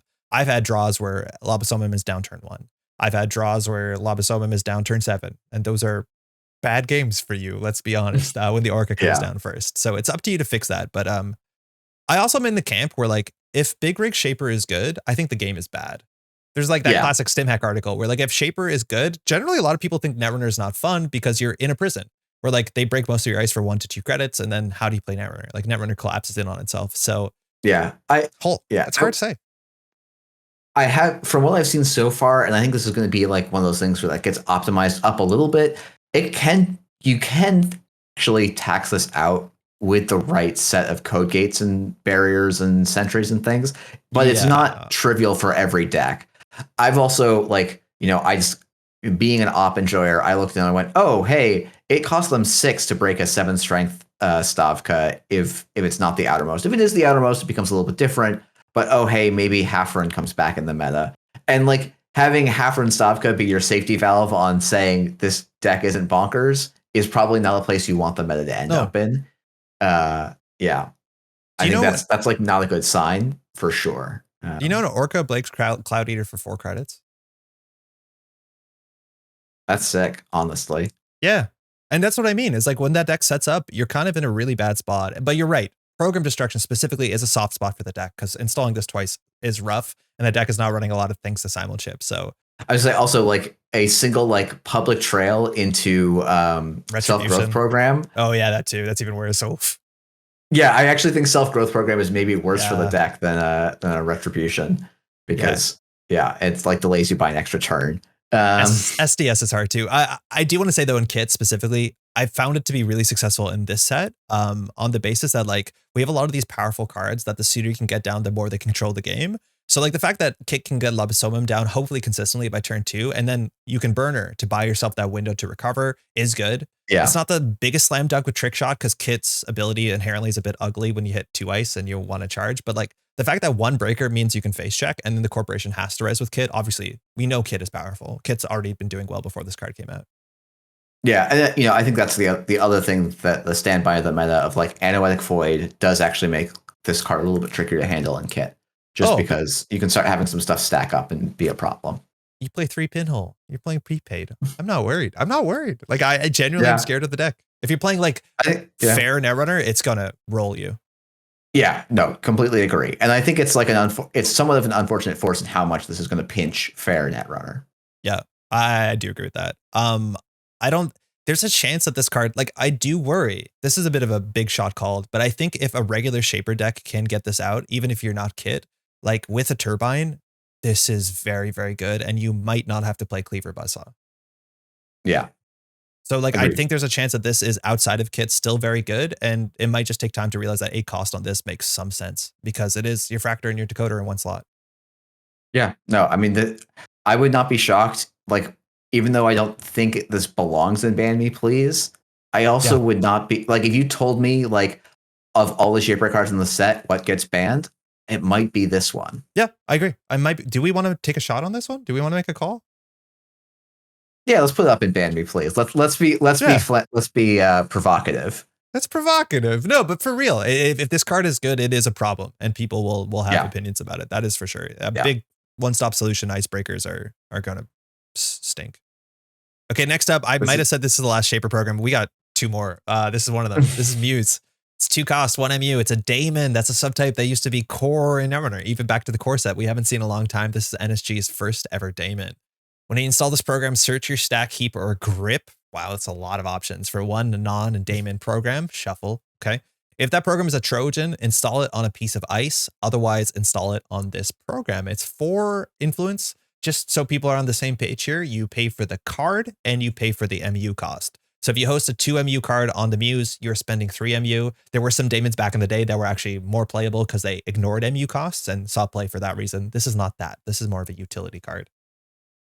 This card to me is, I mean, like this is very clearly an Arsana card. This is very clearly a Will Tree card. And spec work, like pawn shop. Spec work, pawn shop. Yeah, it's that kind of style of deck. I think this card's like quite solid. It's not, it's SMC has been kind of the defining Shaper card essentially since it's been printed, right? It's literally never been legal the whole time and has been like the lever that the whole faction's balanced around. And this is a interesting twist on it. And it lacks some of the most powerful things SMC can do, which is outside, is this can't be used in the paid ability window unless you have some other card that gives us paid ability window speed. In exchange, though, this can be a simulchip or an SMC, or in the very weird case, was it Savoir Faire, the criminal thing? Savoir Faire, yeah. Savoir Faire, yeah. And like, that's a really nice optional set of options for you to have. I think I look at this more as like extra simulchips rather than extra SMCs for most decks. But I've been experimenting with Arsenal builds that don't run SMC and run this instead, because it's not impossible to make rigs that can support having one of your permanent breakers stuck on one of these, as long as most of your cards don't end up on these. But Yeah, that's like the big downside, right? Like you're pulling your breaker not mid run, and then you're spending an MU tax nearly permanently on it, unless you want to play rejig to move it off and on and stuff like that. But mind you, if we haven't mentioned Coalescence too, if you get this out with Coalescence, it's credit neutral unless you can cheat this out, and then you have 2 things to pawn or spec work or World Tree, and that's like obviously very good. That makes it like Harbinger the same way that Coalescence was like cash back in the day. But that's kind of important. I'm surprised. Like this is worth saying on both sides of the Runner and the Corp. I think the set has the most like from heap recursion cards we've ever seen in a single product in like Netrunner's history, honestly. yeah. And so 4 influence obviously is like really, really important here. It doesn't care that's a non-virus. I don't think we've seen these sort of ambitious decks, but if there's a certain program that recurring it infinitely is a problem, right? Like this is going to be a problem card because now shapers can trivially basically play 6 simul chips, let alone whatever else you want to do on top of it. And that is something that you need to keep in mind. Like the more recursion in the game, the problems can show up. That's for sure. So I think this thing seems surprisingly fair, but also seems wild. I think it's like this card feels very, very fair, but has so many unfair like vibes to it. So like it's a weird card to evaluate there. I think to me, this probably makes Propeller like maybe the best in faction Fractor now. That's a good point. Because it like you basically can't get simulchip text with a Muse in your deck as well. As long as you have like 2 Muses and 3 simulchips, like that is so many refreshes of a Propeller if you need it. And so like that's pretty enabling. And like, you know, I was finding like, playing SMC for a Cubon didn't feel like it was going to do anything, but installing a Muse, getting a Cubon, and then selling the Muse feels like a very good exchange. So I think like this is an enabling, like this is, to me, this is very much an archetype role player for a certain style of shaper decks. I could maybe even see a world where Muse enables some non-Arasana shapers to like experiment with Trojans a little bit more, but it's going to be trickier. And I suspect this has more of a home in like, it's always going to have more of a home in Arasana. It's definitely going to have a home in the kind of World Tree style decks where this becomes a really good 2-for-1. And also like, just like SMC, this lets us, lets you charge up an environmental testing faster, which should be a really big deal for a lot of decks. Yeah.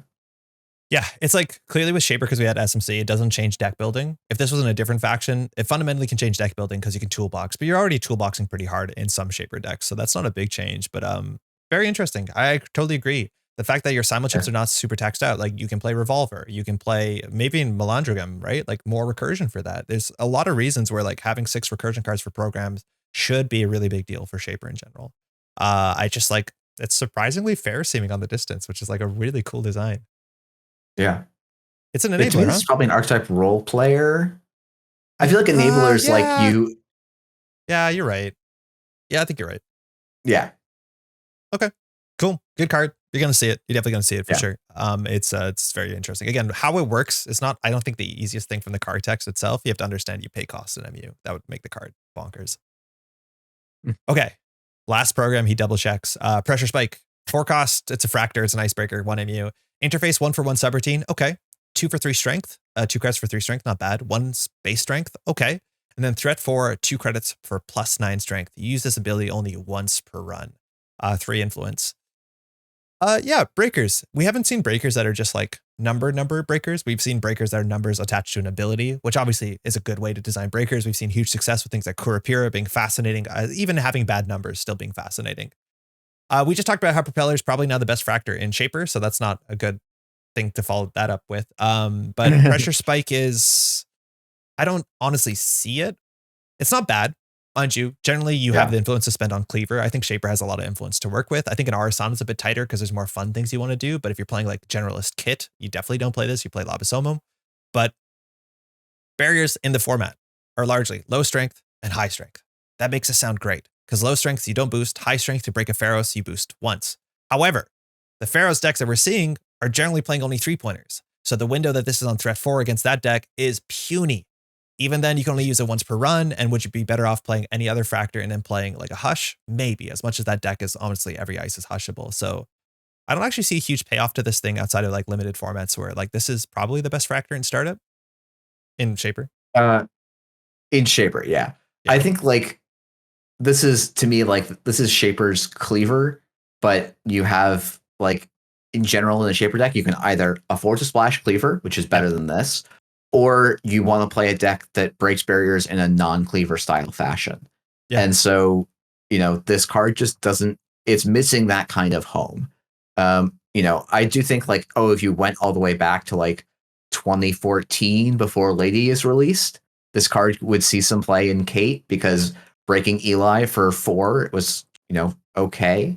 And it would save you Corrodor Influence, maybe. Yeah. But yeah, like. So that's like, okay, so threat 4 is clearly late game, and Shaper out of any faction is already set up that while we're on threat 4, we probably, unfortunately, already have our Turbine and Cleaver down. So we're breaking Brawn for 4 credits. This breaks Brawn for 5 credits, right? Like you didn't spend any influence. It's a one-stop shop. But by the time that you're on threat 4, most Shaper decks are already like set up enough to get their like brute force engine. So I don't see the use case of this in Shaper out of anything. It's weird. Yeah. I mean, this feels sort of like it's a safety valve to a deck, but the safety valve doesn't quite function properly. No, like you're just gonna get clearinghouse till threat 0 anyways, right? Like I don't fully get this one. Yeah, it is what it is. I think this is a binder card. I don't even think it's a slots thing. Yeah, I think that's probably right. I think I'm less excited to play this card too. Like it's not an exciting card. It's hard to make breakers exciting. It really is. But unfortunately, yeah, this is definitely not exciting. Last Shaper card. It's Pretty Mary de Silva. Resource Connection and CD cost 1 influence, very splashable. Whenever you breach R&D, if you're allowed to access 2 or more cards, why is it worded like that? Access a different one. This doesn't work on upgrades. I think you tried to clarify this on stream yesterday. Yeah, this does not work on upgrades. I don't know why from the text, but apparently it's something in the cigar. And I think upgrades are not in R&D. Aren't upgrades in the root of R&D? Oh, yes. Okay, it's 2 or more cards. Yeah, that in R&D is pulling a lot of work. Yeah, a load bearing in. So the idea is that if you're seeing 2, you're seeing 3. Now, I think the jump from 1 to 2 is incredibly important. 2 to 3, you start losing value. It's still really good, especially if you run R&D, you see 3 cards, you don't have to run R&D, you've locked the corporation. So unless they spend their whole turn doing mandatory draw, that's good. So 2 to 3 is a jump. 3 to 4 at some point, I don't think it matters as much.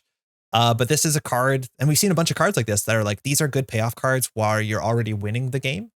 Now, we'll talk about out of faction, like Mercury and stuff like that, where this is since turn 1 viable. But like we've seen cards like Psych Mike. It's just like by the time that you're seeing consistently 2 cards on R&D, enough for this to matter, it feels like you can just spend your slots on efficiency on other things that are just better on more board states. Yeah, this is a card that like just fundamentally doesn't make sense at a competitive table. I think it's a neat card. I know people are going to enjoy this. It's it's an enjoyable card. I just don't think it's a particularly good one. I think Mercury is probably the best use case for this card. Yeah, you can convince yourself to play a Kiko, but like that's not a great thing to be doing. But that Kiko is cool. Yeah. Kiko's also a good in faction way to do it. Though I think our in faction, like you're already going to be, people should already be icing R&D heavily against you. Yeah. And so, you know, it's this funny thing to me where it's like, oh, if there was a R&D interface in the format, I feel like you would play 2 R&D interfaces and 1 of this. But because there's no R&D interface, it's actually quite difficult for me to justify slotting this card.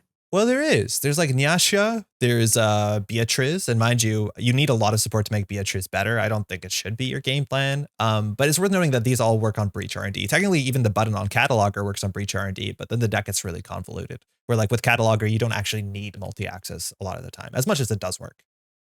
Mind you, as a unique connection, coming down cheaply, and it works on top of Manuel de Lattice Mura, like I would rather play Manuel 10 times over this, and then that card seems way too extra in a deck that's already a bit clumsy.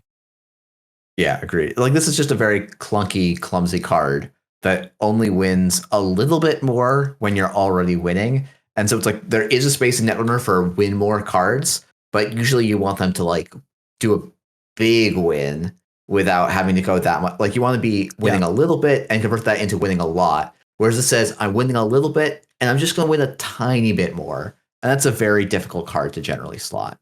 It's like, do you play this in Zaya to make more credits? Maybe. But can you spend 2 more influence to play the twinning, which is your win condition? Probably should. So that's the sort of problem with this, as much as it does work with twinning. Bird likes it, but I don't know if that's enough for that deck. That's already maybe a bit clumsy. I don't think this is going to see play.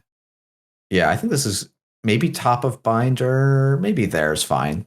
Yeah, that seems okay. I just don't think the payoff is that exciting compared to the next two cards, which actually have a payoff. They're just hard to see play. Yeah, that's true. Jeff, you're a Shaper player. How do you feel about this? About the whole Shaper set? Yeah, I mean, the whole set. Yeah. I mean, this is very clearly like oh, hey, Shaper's struggling. Let's try giving it some resuscitation in the form of a bunch of power cards.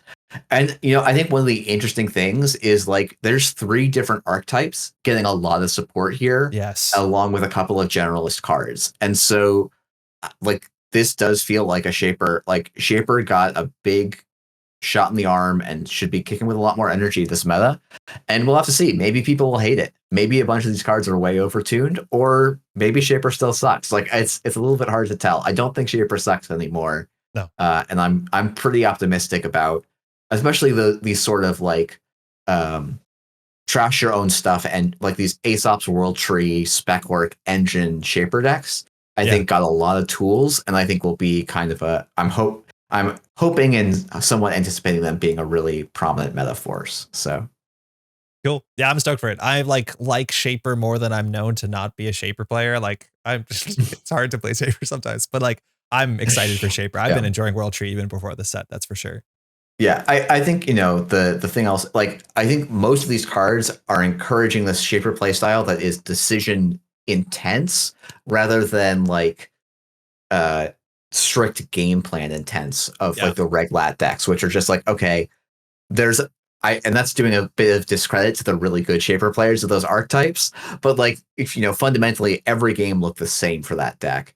And a lot of these cards, and you're trying to support a playstyle that encourages more variation and more swings and spikes of tempo, which I think is a good way to try and push the faction. Yeah, for sure. Cool. We got 2 neutral things left. Wait, real quick. I realize this now. Do you know what one of the benefit of having another tier in our tier list is? So we have way more space for our cameras. We can make our cameras so much bigger because we just take the entire right side of the screen. I should have done it already because there's no way that we're colliding into us. It's too late now. It's fine. Yeah, I know. And it also does a better job of separating everything out. We don't get 2 rows of some cards and stuff. Like, it actually works really well. Yeah. So we should have 10 different tiers. All right, so we just have 2 neutral cards left. We haven't been seeing that many neutral cards just in general from NSG for a while, and we have some pretty big ones. At least one that I think is incredibly big and has a big conversation behind it. That's Ashen Epilogue. It shows all the 3 runners from the set. It has kind of a big narrative beat as a conclusion of the set. There's a lot of narrative heavy cards in the set. Costs 5, takes 2 neutral MU, so everyone's paying for this besides Nova, which I don't know if Nova wants this. Shuffle your grip and heap into your stack. Then remove the top 5 cards of your stack from the game. Draw 5 cards. Remove this event from the game after it plays out. So, of course, we used to have a card back in the day called Levy AR Lab Access. It was a Shaper card. It cost 3 influence. It had all this text minus the trash 5 and it did remove itself from the game. So it was just strictly this without attacks on Shapers. And that card saw consistent play in Shaper decks as a whole, and specifically operation-based Shaper decks that would not pay 5 for it as much as 5 is fair market value. And it was a deck that would just like rip through its deck, play as many events as possible, which events are really good on tempo, but once the events are gone, the deck has no money, has no lasting economy. So it would just hit a reset button, and specifically after you reset your deck is entirely events and card draw, because you played all your hardware, you played all your programs, the deck was prepaid Kate, it was total gas. Since then, Levy AR Lab Access was really popular in Max. Max rotated out. Max finally won Worlds, just about at the last point she could. But that would play 2 levies sometimes and just rip through her deck and then just reset, rip through her deck, reset, rip through her deck. If you asked me a week ago, do you think that Netrunner should have Levy AR Lab Access again? I'd say, no, I'm glad it doesn't. And mind you, Levy AR Lab Access was never banned, but at some point it was a restricted card. So it was flagged as being a problematic card because, speak of recursion, what is more recursion than your whole damn deck minus 5? So how this plays out, how uniquely playable it is, how the downside is compared to, like, does removing 5 cards fundamentally matter, and to who does it matter more? This is a super divisive card, and I'm not stoked to see this sort of recursion. And I think it's actually important for certain archetypes. I also think there's certain archetypes that are seeing play right now, like the sort of bottom of your deck triple labor rights decks that might not play this because they're already doing pretty good with labor rights and spamming labor rights, which arguably is problematic recursion. But I think this is technically widely playable. What's your thoughts on this? So I think the decks that are playing labor rights are actually doing a more Busted thing. problematic form of Yep. recursion than this is going to do. I agree.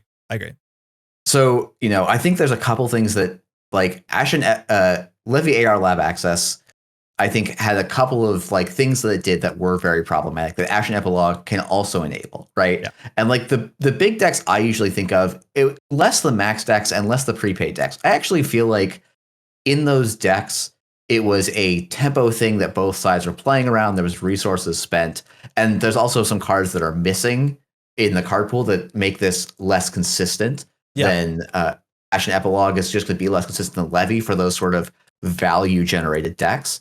It was the decks, but like the problematic decks to me, from what I remember from playing in that era, was a lot more the like Pirate Haley and Pirate Geist lists, where it was like, oh yeah, the shtick is we're going to play these like one-time use breakers that are hyper efficient. Like we're talking break the whole ice for no credits, and then making money off of cards and drawing more cards and stuff.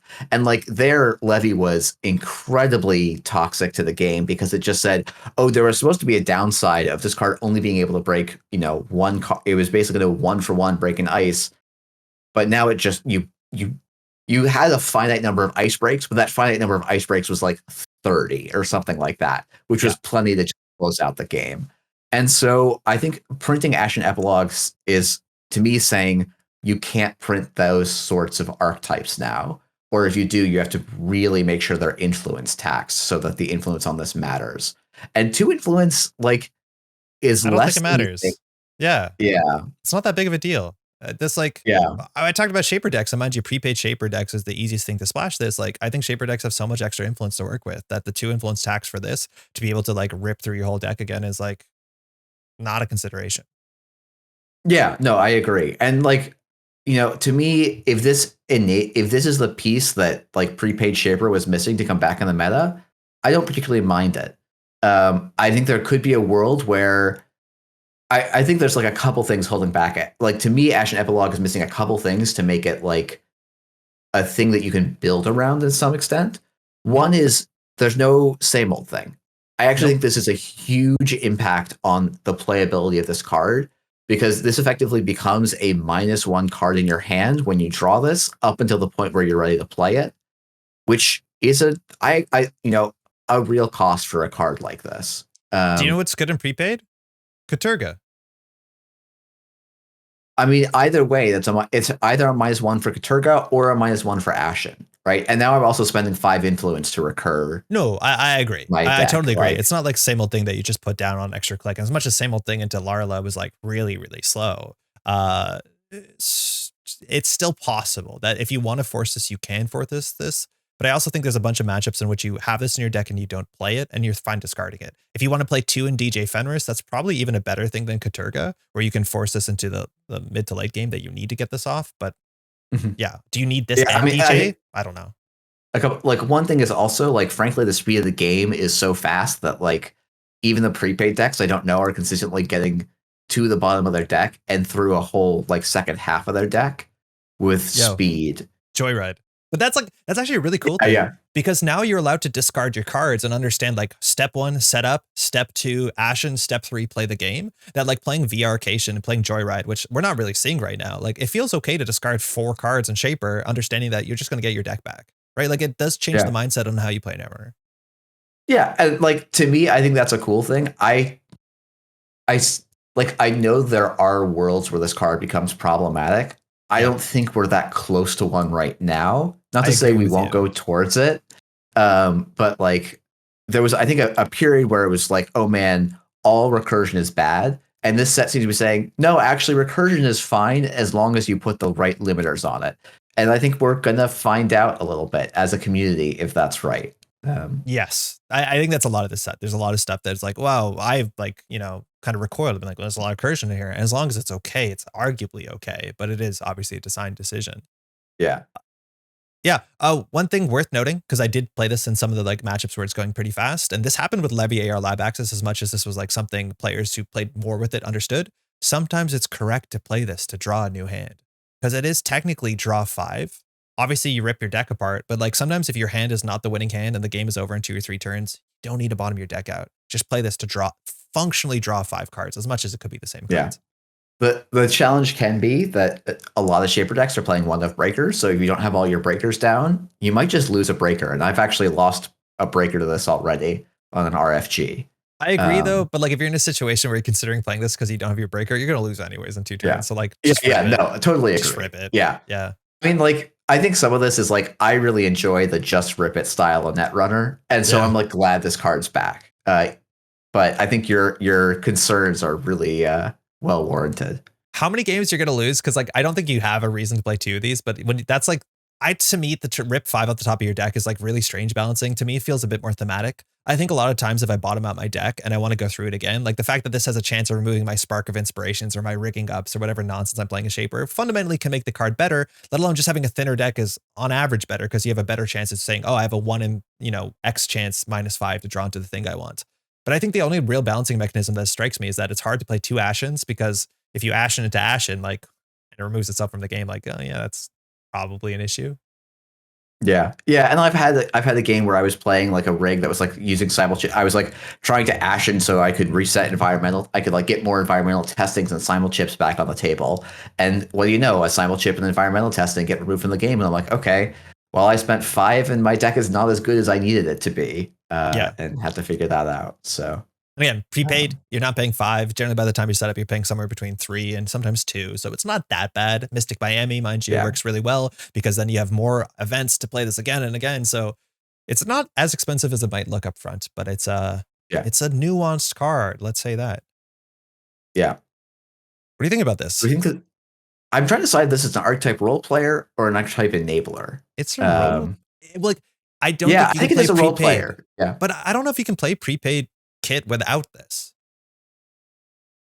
I think I agree. So maybe that does put it up in the enabler category, kind of like Coalescence, where it's like Coalescence is not like the most powerful card on the deck, but it existing enables the thing.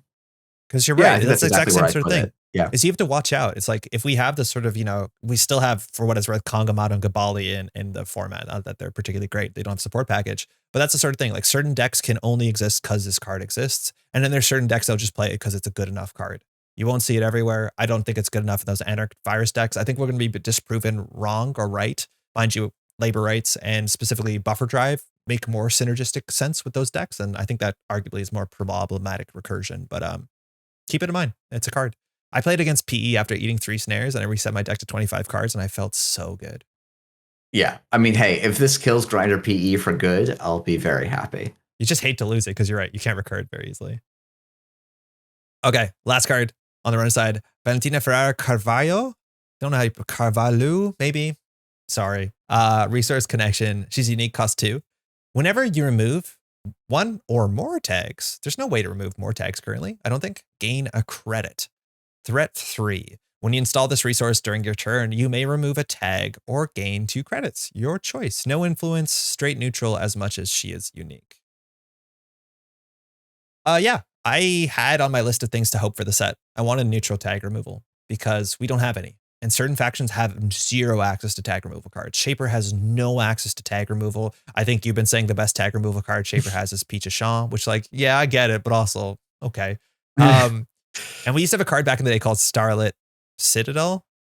That's not right. No, Citadel Sanctuary. Citadel Sanctuary. Sorry, yeah. Citadel Sanctuary. And that was a sick card. Not only was a tech card against meat damage, but in the decks that played it, you usually had Link. And then at the end of your turn, as long as your credits were reasonable, you removed a tag, not only clicklessly, but for free. So it's nonsense value. And while Shaper classically didn't play that much because they had other programs that dealt with tags that were a bit more brute force, this to me doesn't exactly seem like the most universal card to put in every faction to clear tags, as much as to me it seems to be a Seb card. Because you need to play a lot of tag removal for this to be good. And like, that's it. Like it does no additional uses in matchups in which it doesn't give you tag removal. And then you cannot consistently tag yourself unless you're playing Seb. Yeah. To me, this is a Seb card that they just ran out of orange ink for functionally. You can play rogue trading as, that's kind of fun. But yeah, I hear you. Yeah. And like, it's like, okay, if I'm going into an incredibly tag heavy meta, maybe you could think about installing this.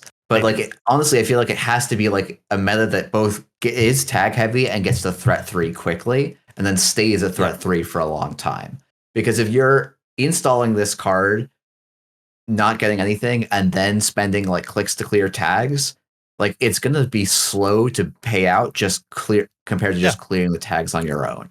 So exactly, if you install this into like an Oppo research, mind you, threat 3 and rushing to threat 3 and staying on threat 3 is a kind of an Oppo thing. That's where you're going to get the most tags. But like just installing this and removing tags, it takes you a long time for this to pay off because you spend a click and 2. If you're not on threat 3, like it's just every turn you remove a click, it's a credit. So you have to remove like 5 tags for this to be worth anything. Yeah. Now, that being said, in Seb decks, I play 3 of these. And I think the design on it is kind of unique because Seb, you're trying to remove a tag every turn, sometimes twice. It's whenever. It's also whenever you remove a tag, not through the basic action ability. So friend of a friend gets better. All those sort of other tag, even her ability triggers on herself when it comes to threat.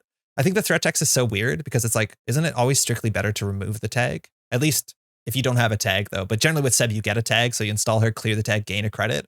And I like that with the unique card that you want to play 3 of because Seb's engine is pretty slow and low on tempo. This helps you. It's basically a credit a turn. And the extra copies you install just have more connections in your deck to fire Seb that you clear the tag, gain a credit, save a click. Like it's not bad in the Seb deck. And I'm playing 3 of them. I think a lot of people aren't. People also say this with networking. To me, that's a bit too extra. I think this is strictly better than networking in Seb for many reasons. But it does work with networking and you can clear tags for free as much as I don't know if that's worth the influence. Yeah. Yeah, I don't think I have much more to say on this. I think that's kind of where it sits. Yeah, it's fine. It's not universally playable, but you need it in the decks. I think it's definitely a role player. I think it's probably. You're reading my mind, Andre. Let's go. Okay. That is our set right now. It's a pretty interesting set. We have a fair, not as many faction staples, which honestly, like we said this every time we do a tier list for a while now, I'm actually okay with that. I like it when we have more unique archetype cards, which is kind of why we had to open up our archetype slot because otherwise it would just be crammed with stuff. So we have more archetype based cards as opposed to like brute force faction staples where like everybody's playing this stuff over and over again. Is there anything we feel like we should change before we like send this to the presses? Honestly, nothing is standing out to me. Julie seems high to me still, but I think we both kind of agree that we are low on this and the community seems higher on it. So it's a little bit. Okay. No, we have to be true to ourselves. We have to be true. You could swap Let's, those too. Yeah. I think that's fair. Julie's fine. She's fine. She's good. She's good text. She's fine. She's just like whatever. She's just a very 46 card to me, right? Yeah. I think if you're playing her in Shaper to save clicks, you probably can do something else. There's a lot of click gain, mind you, just in Netrunner in general. She's okay.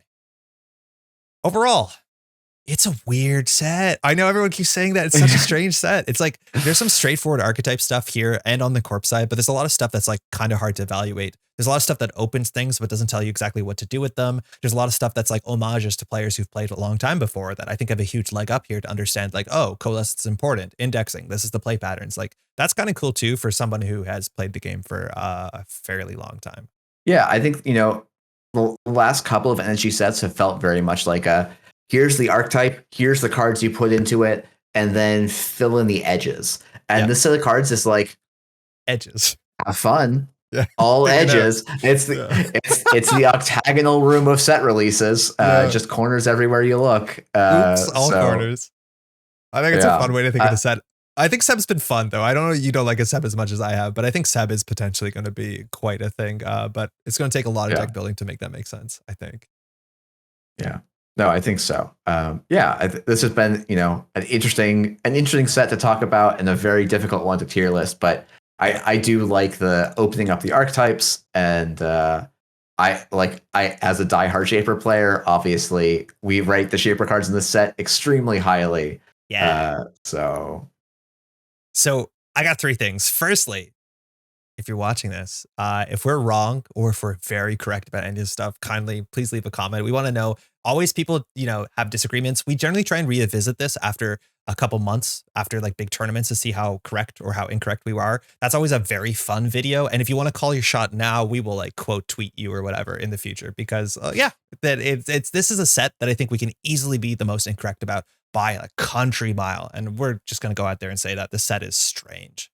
Secondly, while we haven't recorded it yet because of production stuff, the corpse side of this is already going to be up on Jeff's channel if we've done this correctly, so you can go watch that. The corpse side is a bit more rough, I think. There's more exciting cards in here, so like maybe we're going to be super pessimistic. We got this out of the way to get us as pumped as we can about runner sides. I think that's it. The third thing, Jeff, thanks for joining, man. These are always so much fun. These are always a ton of fun. Thanks so much for having me on and doing, honestly, the lion's share of the work on these productions. So I appreciate that. Yeah, I'm always looking forward to these a heck of a lot. So let us know what you think. Again, hopefully you're enjoying Rebellion Without Rehearsal. The cards have been out for about a week, less than, since we got this. You can get your cards, mind you, on Null Signal Games. They have a print and play order, all that sort of good stuff. See you on Jateki.net and show up to some local events and prove us wrong about these cards, because there's a lot of things to be excited about in the set for sure. And with that, thanks again, Jeff. Thanks so much for having me, Andre. Ciao. Hey, thanks so much for watching. That video, mind you, was recorded just about a week after the set came out. It's now been about 3 weeks. And even in just 2 extra weeks, has my thoughts changed on certain cards we put in certain areas? Yes. Which ones? You can ask me about it maybe in the comment section. Let us know what you think. And of course, a huge shout out to Jeff for joining me on these adventures. The corpse side is already up on his channel. If you want to watch more Rebellion Without Rehearsal takes, you can find a link in the description. Once again, Jeff, thanks so much for taking the time. Now, speaking of time, these videos take a long time to put together. It's a 3-hour video, and I counted the card overlays that we've added to this. It's about 428. That just simply takes nearly forever. And that's something I wouldn't be able to do without the support of all these names here and even more. Huge shout out to the Daily Cast patrons as well, but the Métropole Grid, we are supported on Patreon, and a bunch of these folks and the Daily Cast patrons allow me to afford to put the time into these videos to make them as approachable as possible. Thank you dearly to all y'all. It's an absolute treat that we can make Netrunner content like this. If you want to find out more, the link is in the description. Any contribution is incredibly appreciated. And with that, hopefully you've been enjoying Rebellion Without Rehearsal. Definitely a very strange set, all corners, all edges, whatever you want to call it. I've been playing exclusively Sebastio just about for the last couple weeks, and I'm slowly losing hope. I don't know if you should go down a couple of tiers. We'll figure something out, I hope. And on that note, again, thanks so much for watching. We'll catch you in the next one. Ciao.